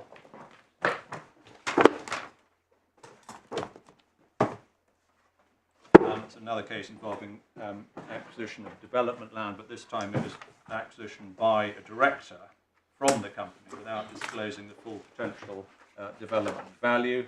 And I just wanted, again, using the bundle page numbering at the bottom of the page, just to look briefly at paragraphs 25 onwards. Page 594, paragraphs 25 to 29. And I'm not going to have time to read all that, but you'll see, incidentally, the paragraph 28 quotes Lord Justice Millett in Paragon and Thakrar, just specifically on the point I'm dealing with, the dependence of duties on the exercise of powers. Paragraph 29, page 596. There is no doubt that Lord Justice Millett regarded it as beyond dispute the director who obtained the company's property for himself by misuse of the powers with which he had been entrusted as a director was a constructive trustee within the first category. So we submit that is conceptually different from this case, not just on the fact that the director here didn't receive the company property, but because the transfer is not obtained by anybody by misuse of powers with which he had been entrusted as a director, because of section 175. Similarly, I mean, in one sense, of course, that might be said not to be right. He, as a director, was given the power which he subsequently purported to use. I mean, by the time he purported to use it, he no longer had the power, but it was a power that he had been entrusted with as a director. It was merely that he no longer had it by the time he purported to use it. yes, indeed. But I mean, one of the underlying authorities we've cited is the Attorney General and Blake and Shanahan, Yes. which tell us that when a fiduciary relationship ends, the fiduciary obligations end. Now, I entirely agree that it's not a perfect fit for our situation because the office of director continues, but the fiduciary relationship ends because the functions, the powers and the duties end as a matter of express statute. So again, just very briefly... Just pausing there, you notice the reference to Saw and Ashwell, which is an intermeddling case. Yes. Yes. Can I just finish this run very quickly? Williams and Central Bank of Nigeria is Authorities Bundle 48.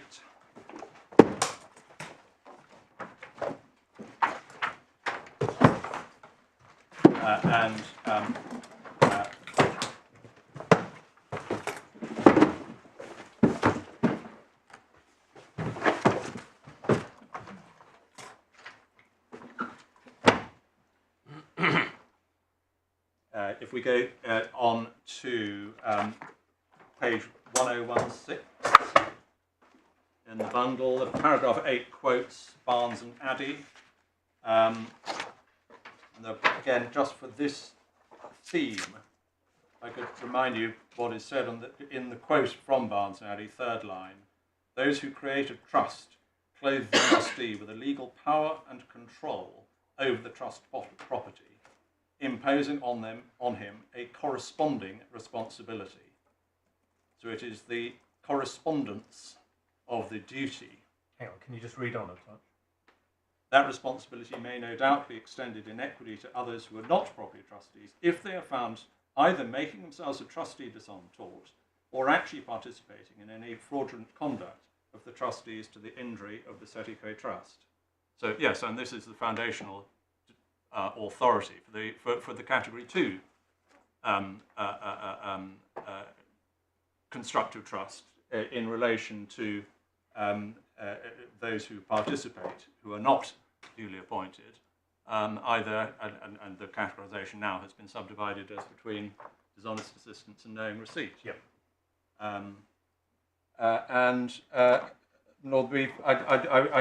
probably don't need to carry on with this, but we've cited El Nahayan and Kent, which is in Authorities Bundle at tab 53, and I would invite your attention to paragraph 158, and much the same in Burnden and Fielding, which is Authorities Bundle at tab 54, and we would urge on you paragraph 11.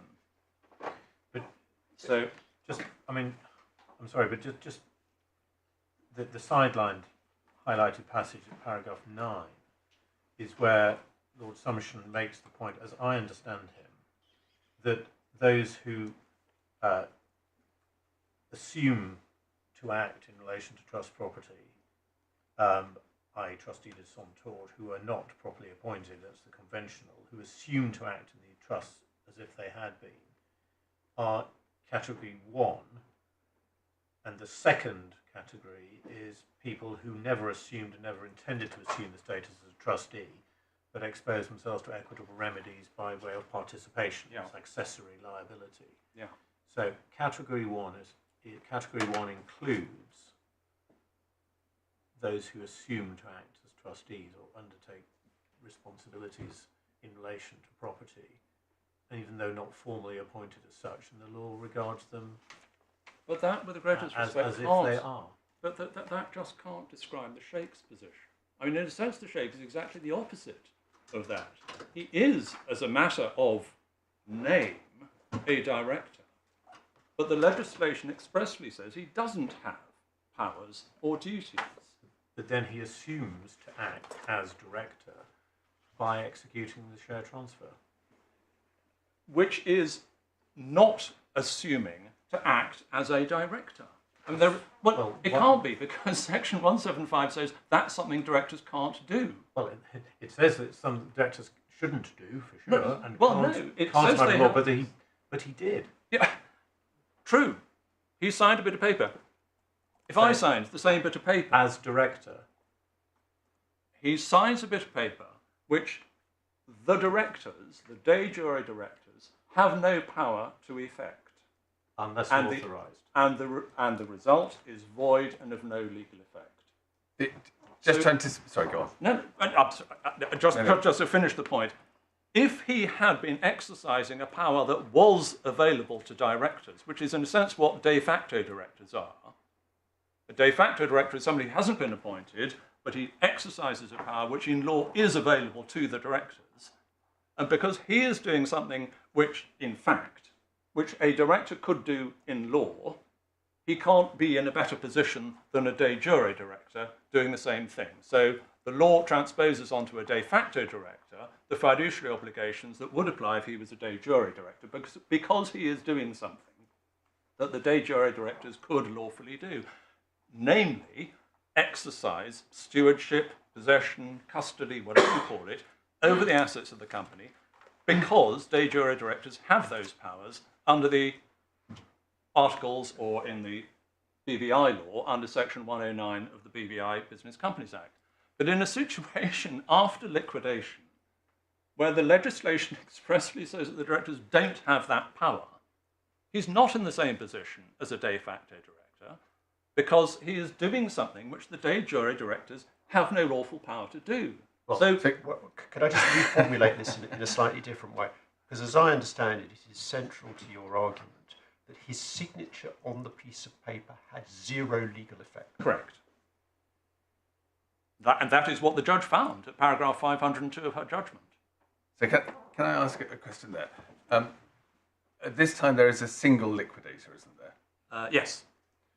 As it happens, the single liquidator was female, but I don't think that matters for the purposes of this question. Suppose that the sheikh had not purported to be a director, as in fact he was, but had purported to be the liquidator and had signed the transfer in favour, let's say, of a company which doesn't have the sheikh as a director, but independent directors, and that company then registers the transfer. Would the sheikh have committed any legal wrong?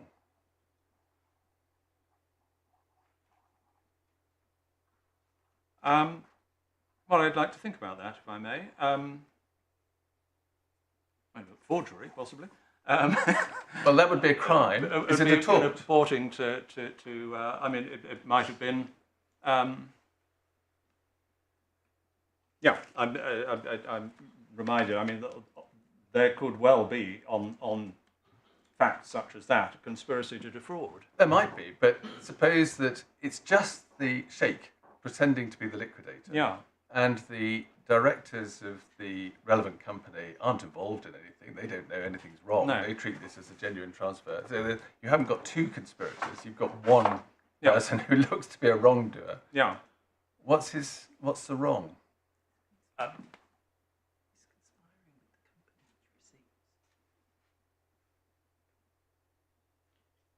Well, my Lord, I would like to think about that and come up with an answer.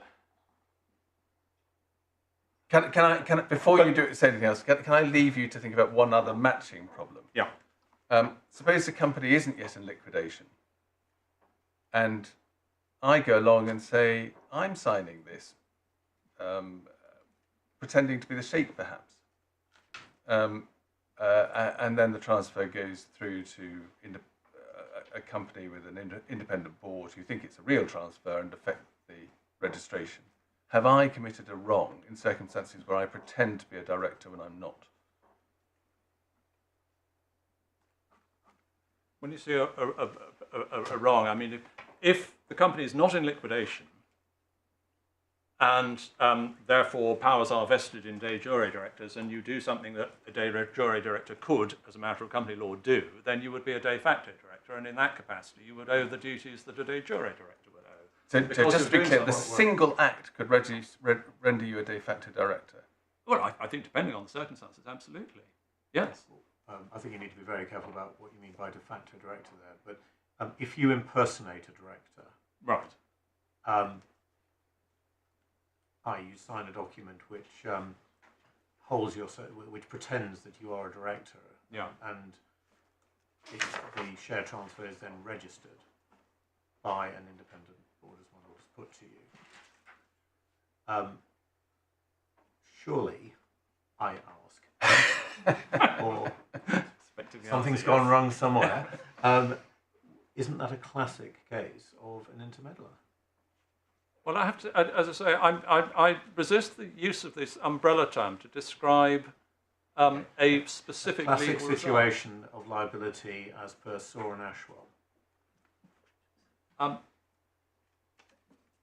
If what is being done by somebody purporting to exercise a power that does exist and is vested in someone else, then I can see that one would call that person, in company context, a de facto director.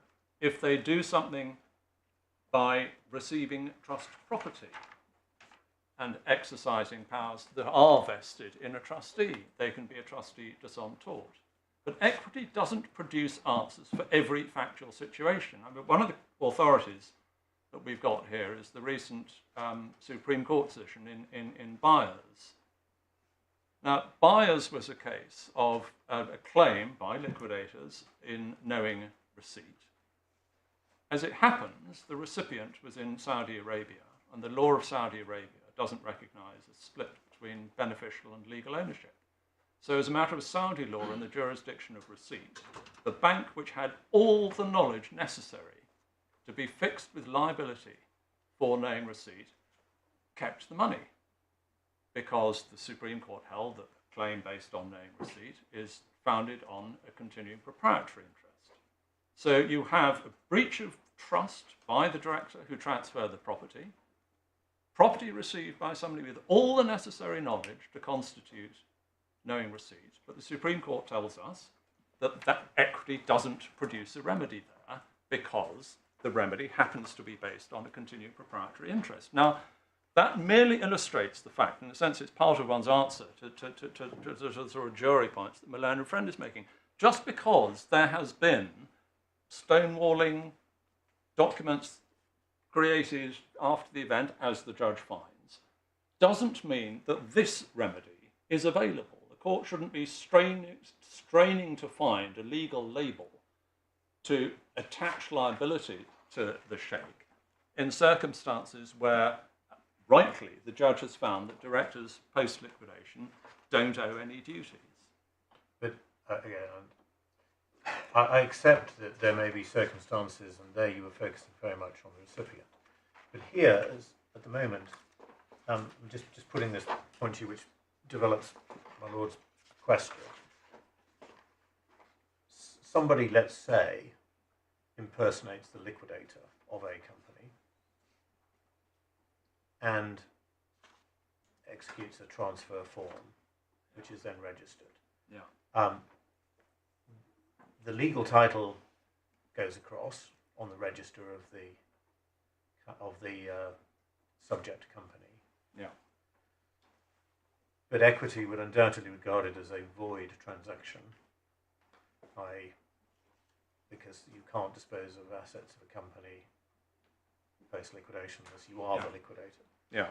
So there's a continuation of these beneficial interest in the company in liquidation. And at the moment, I'm really struggling for the answer to the authorities that say where somebody assumes to act as liquidator, that equity would not regard them as under the same duties as a liquidator, and therefore would hold them liable as a constructive trustee, as if they were a constructive trustee, and indeed the recipient, if they had the relevant degree of knowledge, could be liable as a knowing recipient. Yeah. Why isn't that a coherent structure as far as equity is concerned in terms of the giving of remedies? Well, there are a number of different aspects of that just need to be unpacked and examined. If somebody purports to do something as liquidator when they are not, they are purporting to do something which can lawfully be done by the liquidator. They are assuming to themselves a power to exercise, they are assuming to themselves the ability to exercise a power that is vested in the liquidator. The liquidator, if he exercised that power, would owe obligations to the company. The person who de facto is acting as liquidator may be visited with the same obligations. But in a situation where somebody does something purportedly in a capacity which confers no legal power at all, and where the legislation expressly says that in those circumstances that person owes no duties, in our submission it is incoherent just to use this expression intermedular to sort of produce a result that feels comfortable but doesn't actually have a legal framework. I mean, Saw Ashwell, I'm reminded, was a case of a trustee de son tort who received trust property Now, one's got to work by reference to actual categories of situation where liability can attach. And I accept if somebody does what is required to be done in order to constitute themselves as a trustee to untoward, yes, they owe fiduciary obligations in relation to the property they receive. If a person exercises de facto a legal power which somebody else has and which that person in whom the power is vested would owe fiduciary obligations, the person who de facto exercises that power will owe the same fiduciary obligations as the person in whom the power is legally vested. But that's not this case. This is a very peculiar case. It must be only decided by reference to BVI law, which tells us that in this situation, the de jure directors have no powers. Unless authorised to exercise them by liquidators. Unless authorised by liquidators, which didn't happen. It didn't happen, but in a sense, it's not that they don't have powers or couldn't have the powers. It's that they couldn't have the powers unless authorised. Yes. And they weren't. So there is no legal power to be exercised here. And in our submission, it is incoherent in that situation to make a finding that somebody who does something which is, as the judge held, paragraph 502, was void of no effect. It is in our submission incoherent to suggest that there was any breach of fiduciary duty because there was no dealing. I mean, at many levels, there is no logic in attaching a duty to the sheikh in these circumstances, qua director or intermeddler, because the Act says he has no duties. Secondly, because the Act says he has no powers, and one imposes, the law, equity imposes, fiduciary obligations in relation to the exercise of powers of management over a company. There was none. Does it follow from this thesis that if you're right, the relevant wrong was committed by the board of JJW Inc. when they registered the shares, when the document in front of them was of zero legal effect? To say that was a wrong might assume. I mean, if, for example, JJW Inc. had been joined as defendants as part of an alleged conspiracy. Sorry to interrupt you, I'm sorry. but just to stick to the point for the moment. Sorry, because yes. we're not talking about any conspiracy Sorry. claim here. But the point is that on your argument, the board of JJW Inc. had no business registering JJW Guernsey as holding the shares because although they were given a document signed by the sheikh had no power to do that, and it had, as the judge found, zero legal effect. And I think it follows from that they did something they shouldn't have done.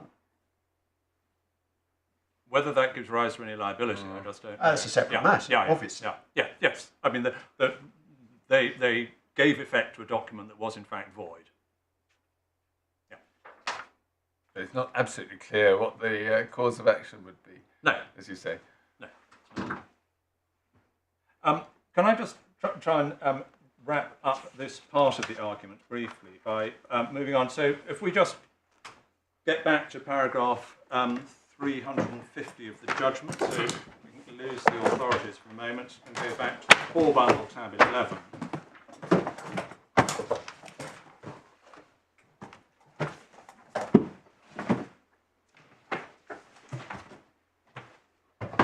Page 197.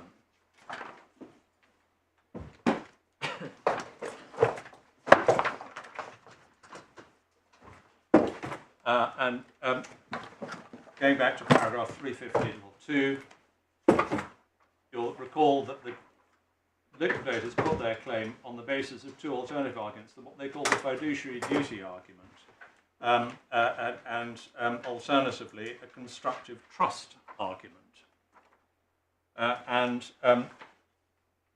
It was presented, and it's been presented in this court in Milan Friends Skeleton, that the constructive trust argument is using the Paragon and Thakrar classifications, that this was a category 1 constructive trust. Now, it is the case that Malone Friend was not and is not suggesting that it's a category 2 constructive trust based on knowing receipt or dishonest assistance.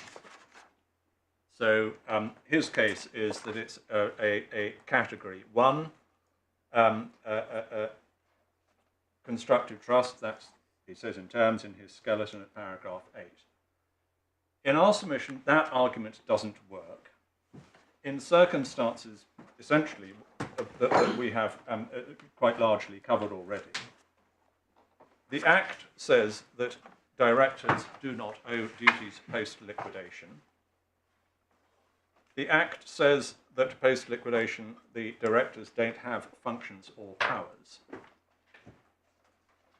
Since the whole concept of a company director owing fiduciary duties to a company is rooted in the exercise of legal powers of management which are vested in company directors, the fact that Section 175 takes away those powers means that there is nothing in relation to which the Sheikh could owe any duties. So, if you, as we submit, you should accept that signing a piece of paper which has no legal effect because the person signing it has no legal power to dispose of the shares, that cannot constitute control or possession or dealing with the assets of the company. The concept of an intermeddler is that the person produces legal consequences by their actions. And the Sheikh didn't.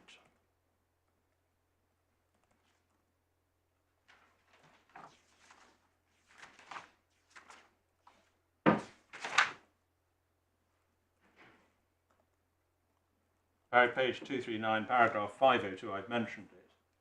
502 of the judgment.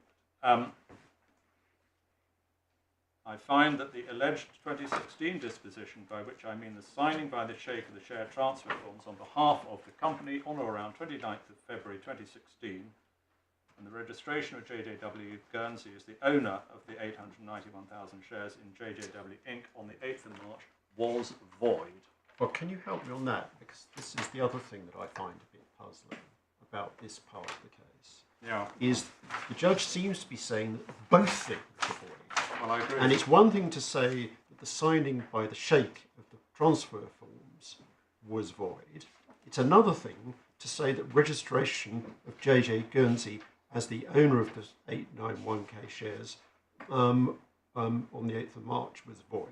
Yes. Those are two different things. Well, I agree, and to be honest, I think there is a bit of an internal inconsistency in the judgment, because if one looks back at para 436, page 217, with respect to judges there accepting the expert evidence that a person whose name is entered into the share register, and that such person will remain the legal proprietor for as long as his name remains in the share register. And in order Sorry, to... I wasn't keeping up. I'm so Which sorry. paragraph were you on? I moved back to Yep. paragraph 436, Yeah, I see, yes. page Sorry. 217, and we were just suggesting it in answer to my Lord's question. In a sense, all I can really say is amen. There is a tension in the judgment between the acceptance in 436 that registration means that the person is the legal owner, and the apparent finding in 502 that not only was the transfer instrument a void thing, but that the registration was void. It's difficult to see how those two Because if the join up. registration of JJW Guernsey was void, then they stayed where they were. Yeah. In which case, following the logic of that, the company hasn't suffered any loss because it still owns the shares.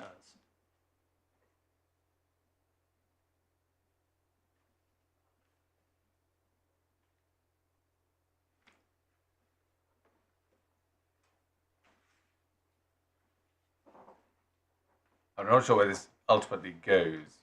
We're making it all sorts of places. But it's very hard to see how, once you're registered, you haven't got legal title. Oh, you haven't? No. Yes. Well, in a sense, I mean, the difference between void and voidable it is this, that voidable means the court has presumably to exercise some sort of judgmental decision before setting it aside. If JJW Inc. had been joined as a party and paragraph 502 appeared in a judgment in proceedings in which JJW Inc. was a party, then presumably it would bind JJW Inc. So you now need MBI involved because it's a registered shareholder, I see. Another non-party. Yeah. Exactly. So I agree, my lords. There are tensions in the judgment.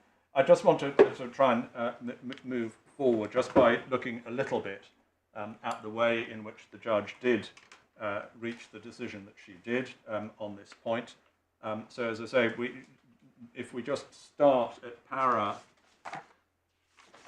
361,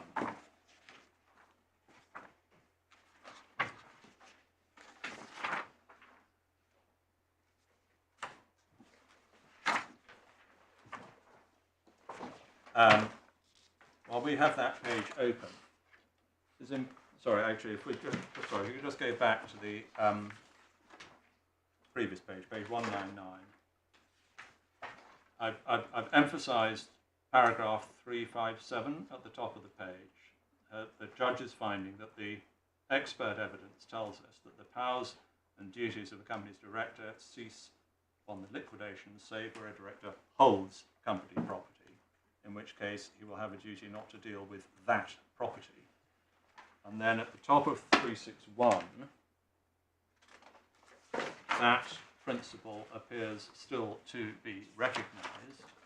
Experts do not suggest that the position in BVI law is any different from the position under English law.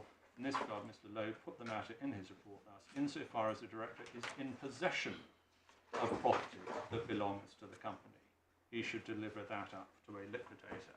That is simply a matter of property. That is why in our submission it is important to recall that the shares are a shares in action, not a chattel, and they were not in the possession of the sheikh. But one then goes on to 367 and 368 on the next page. Against that background, where I have accepted the views of the experts that a director in the BVI is effectively divested of his powers and duties following a liquidation, it is very hard to see how ordinarily his fiduciary duties could persist. The framework of duties which give rise to the relationship of trust and confidence prior to the liquidation has been stripped away as a consequence of the operation of the relevant BVI statutory provisions. And in 368 in the third line, it says, with the removal of a director's powers comes also removal of his functions and duties. All of that, we suggest, is correct. But she then says this, and this is where in our submission she starts to depart from her correct findings of BVI law. However, in this case, I am not concerned with fiduciary duties in the ordinary sense. I am concerned with the specific proposition that during the course of his stewardship of the company, a director has obtained custody and control of company assets, which custody and control continues following liquidation. Now, just pausing there before the parenthesis, none does. No custody or control survives liquidation because the Act says so. But we then get the words in brackets, at least in the sense that the director is able improperly to take control of or deal with the assets. Now that's a loaded parenthesis. Improperly to take control of connotes, first of all, an exercise of control. Where does that come from if there is no legal power? And if the word improperly means actually that the director didn't have the power to control, then we are in a world in which a duty qua director cannot exist, because what is being suggested is that there is some sort of duty owed by reference to something other than duties that arise by reason of the office of director. And in our submission, that is incoherent. And the words that then continue to take control of, or to, inverted commas, deal with the assets. Again, the inverted commas carry quite considerable weight in light of the judge's later finding that the purported transfer was void.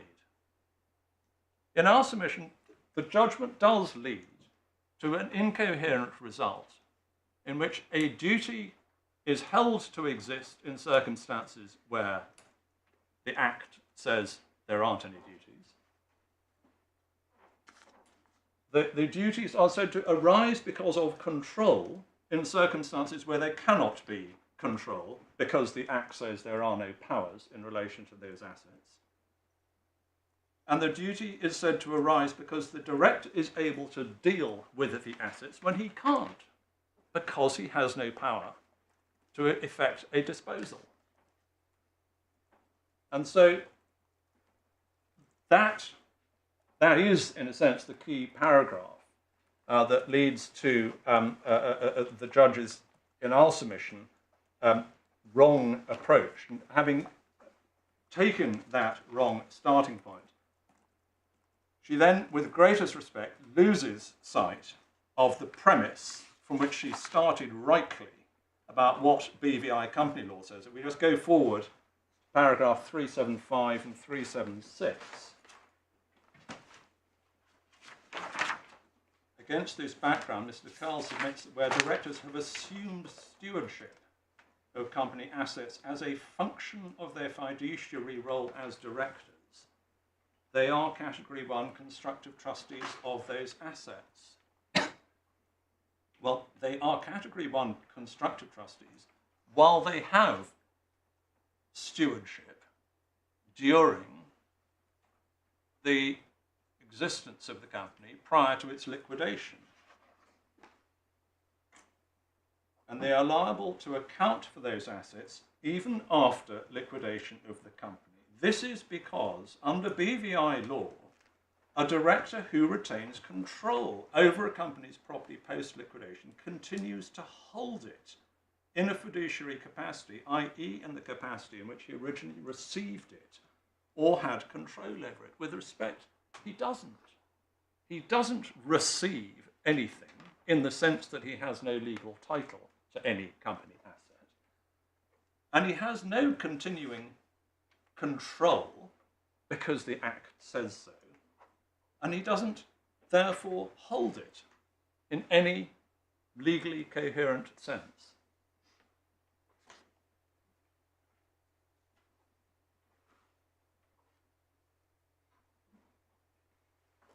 So, with respect... and of course, in this paragraph, the judge is setting out Mr. Curl's argument. But you say... Oh, I see, sorry, yes, absolutely. And that is accepted in paragraph 381. I'm so sorry, you're quite right. Paragraph 381, having dismissed very unkindly one of Ms. Stanley's arguments, he then says in the second line, I accept Mr. Curl's submission that a director who has stewardship of company property may be treated as liable as a Category 1 constructive trustee if he misapplies that property.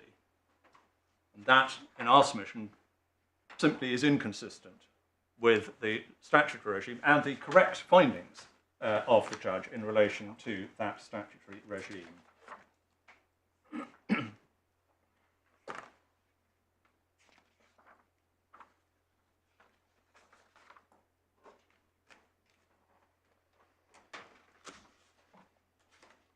There were a couple, I wasn't going to spend time on them, there were a couple of analogies that the judge drew with shadow directors and with the director who resigns in order to take up a corporate opportunity. So your lordships may have seen these passages in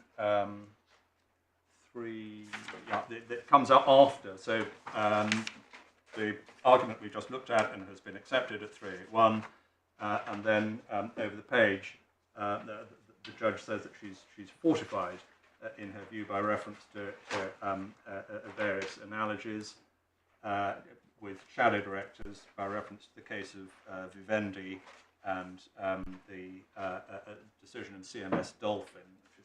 So this is paragraph 393.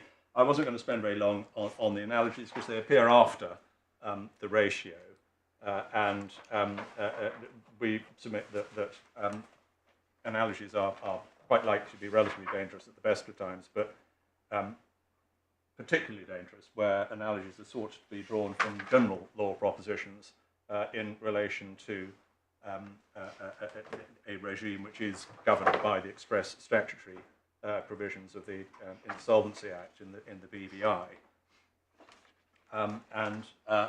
The other point I just wanted to make in relation to this, one looks at the end of 393, the other reason why I don't want to spend too long on any of this, one just looks at the last few lines of this, where having drawn attention to the two analogies she mentioned, she says in the last 3 lines, it's very difficult to see why a de jure director dealing adversely with company property after liquidation may not also owe fiduciary duty in relation to his dealings with that property.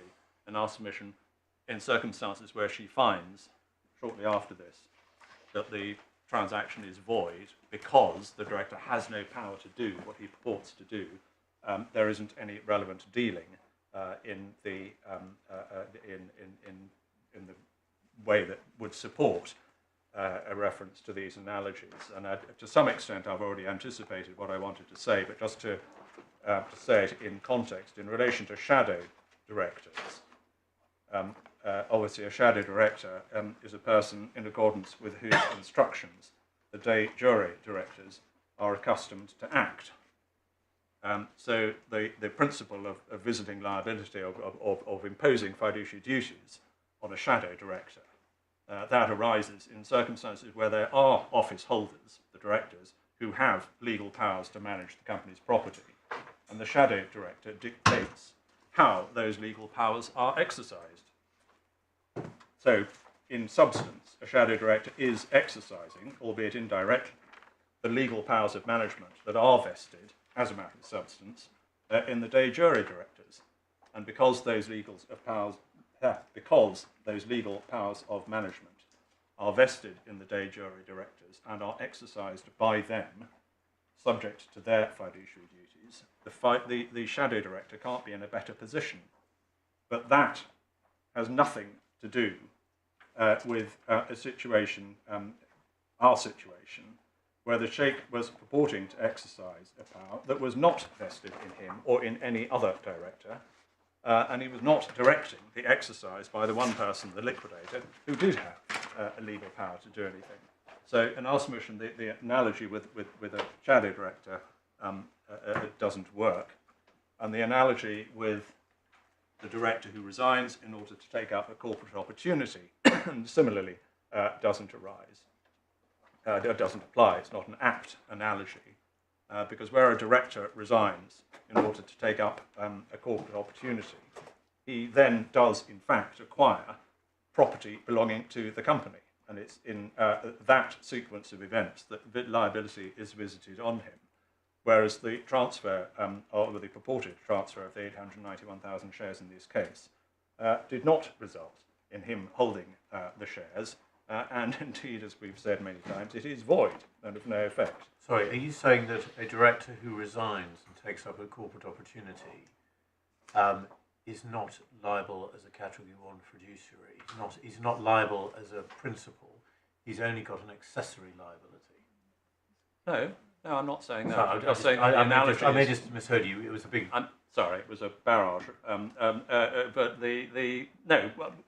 What we are saying is that the company director who resigns is fixed with liability by reason of his dealing with company property, the corporate opportunity, which he then acquires, and that is not an apt analogy with our case, where by definition what has purportedly been done by the Sheikh in this case has had no legal effect. I understand you say it's a different fact pattern, but sorry, just to be clear, are you saying a director who resigns in order to take up a corporate opportunity is only liable as an accessory on the basis of knowing receipt, or are you accepting that he is liable for breach of fiduciary duty?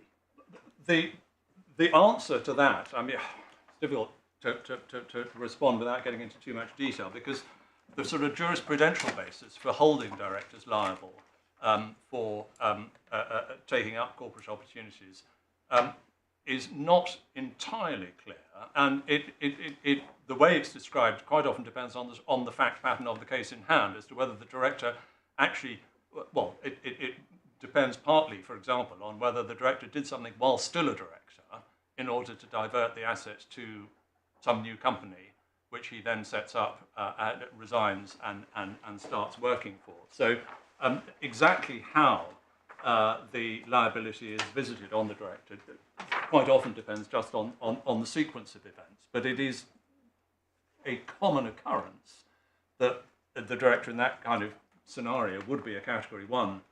I don't know, I'm not sure I need to answer whether they would always necessarily be Category 1. But you see, it'd have to be, because you can't be liable as an accessory unless somebody, there's been a breach of duty by the principal. Well, you can't be liable. You can't be an accessory unless there is a primary breach of fiduciary duty.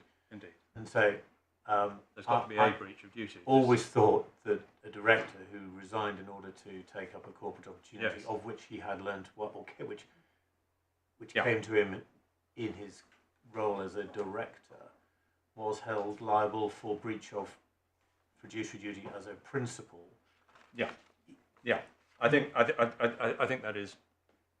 Even though in concept he didn't do anything other than until he had resigned, other than, as it were. Well, yes, I'm not sure. Sorry, could I just.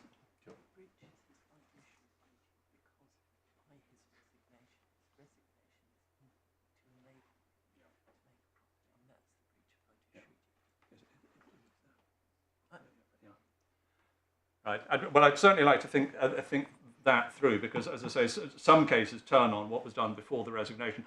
An act of resignation in itself is not something to which the fiduciary duty attaches. But if the resignation is effected in order to take up a corporate opportunity which the director only knows about because he's a director, then by resigning in order to do that, he may be acting in breach of fiduciary duty, because he's exercising his, in a sense, abilities in a position of conflict. Not a power, though.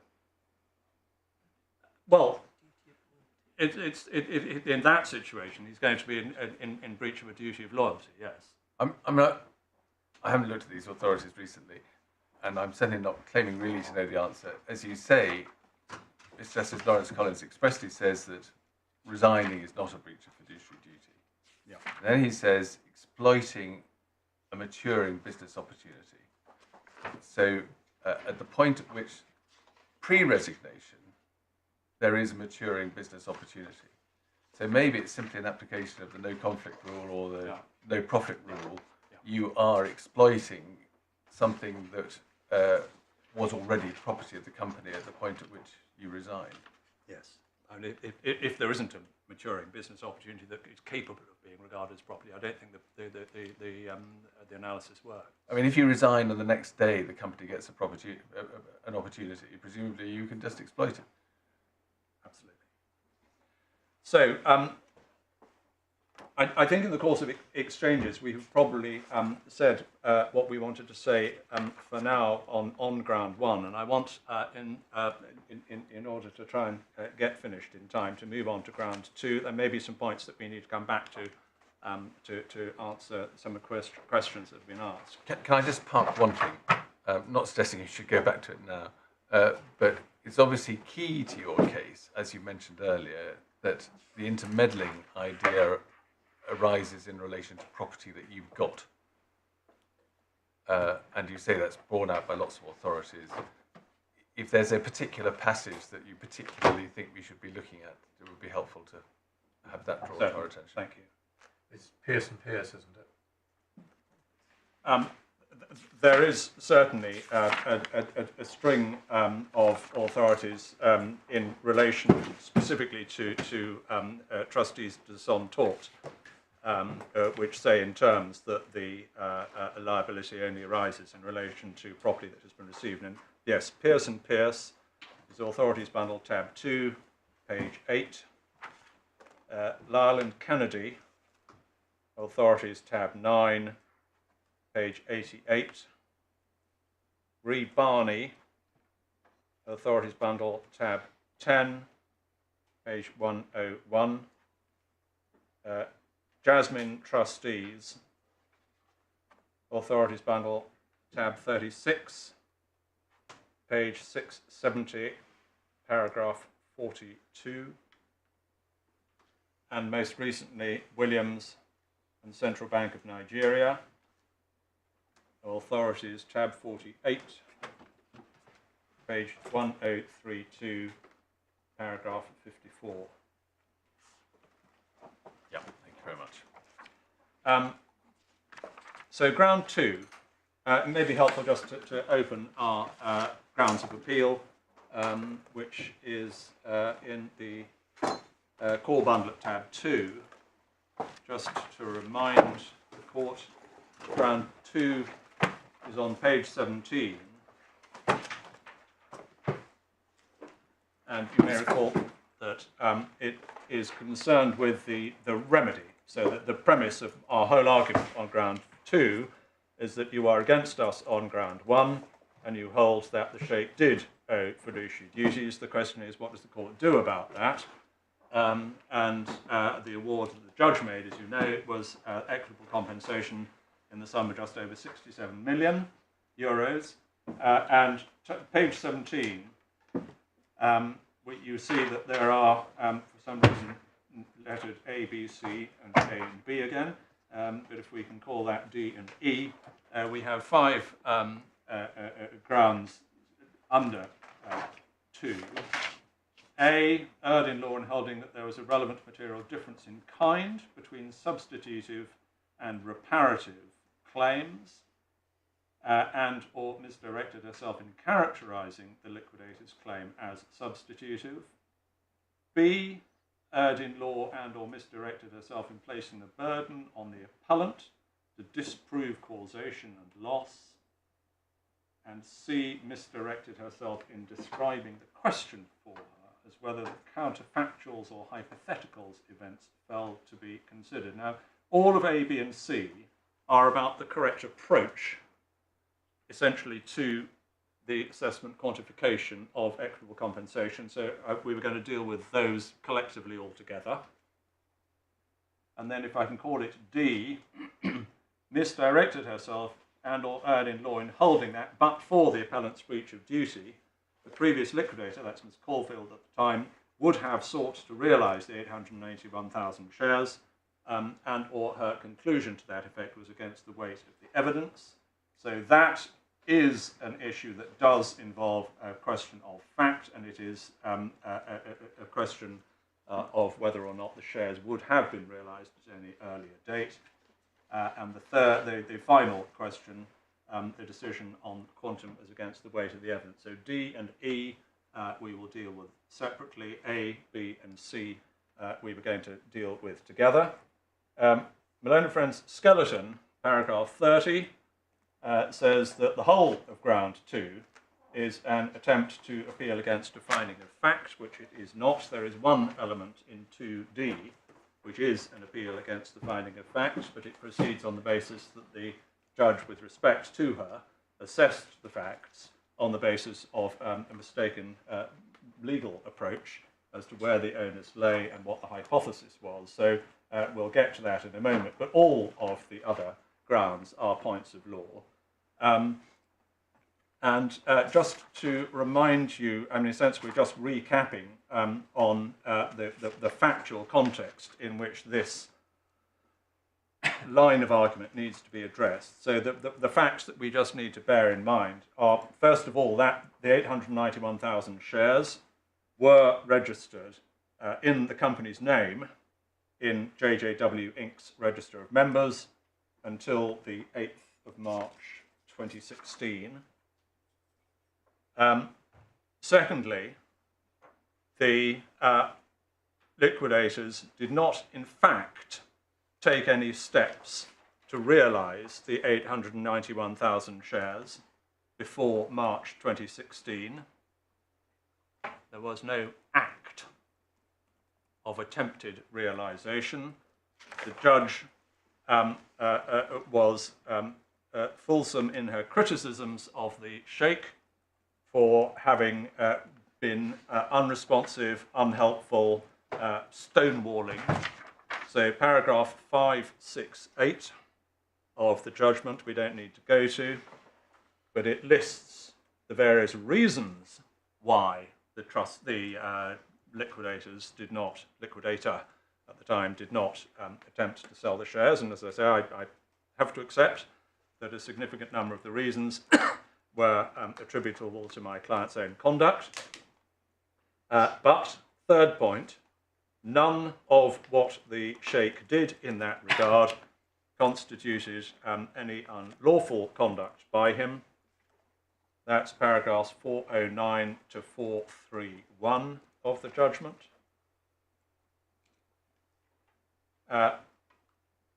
Fourth point, as we have already explored, and you will see from the organogram we handed up, but just to remind you, the assets and liabilities of JJW Inc. were transferred in July 2017 to JJW UK, and I've already drawn your attention to the finding in paragraph 541 that the Sheikh did not commit any breach in relation to that transaction, and there was no other relevant finding that anyone else committed a breach in relation to that.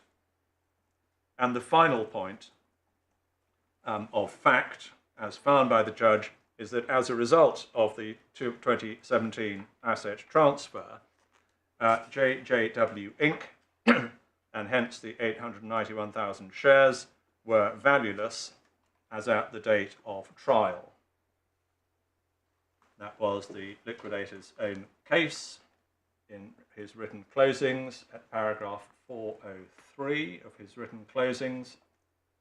That's the supplementary, I don't ask to go to it, but it's the supplementary bundle, tab 29, page 232, and the judge accepted that at paragraph 557 little 2 of the judgment, page 254, and again at paragraph 574, which is page 260. Sorry, 574. 5572 is the first citation. That's page 254, where she's listing the three elements. So 557 starts at page 254. And sorry, I think I've given the wrong sub-paragraph. I should say 5573. So 557 on page 254 identifies the three pieces of evidence on which the joint liquidators relied in the context of quantifying the equitable compensation. The first little one is the statement of affairs. The second is the 2016 JJW Inc. accounts. And at the top of the next page, I should say, sorry, 5573 is the citation I should have given you. 3, the 2017 resolution pursuant to which all of JJW Inc.'s assets were transferred to JJW UK such that, as at the time of the transfer, the JJW Inc. shares must have been worthless. I mean, she must mean as a consequence of which. Yes, I think she must. And that point, as I say, is also repeated in paragraph 574 on page 260. So those are the factual findings against which the argument on ground 2 must proceed. And would that be a convenient moment? Yes. So 2 o'clock. All rise if you're able to.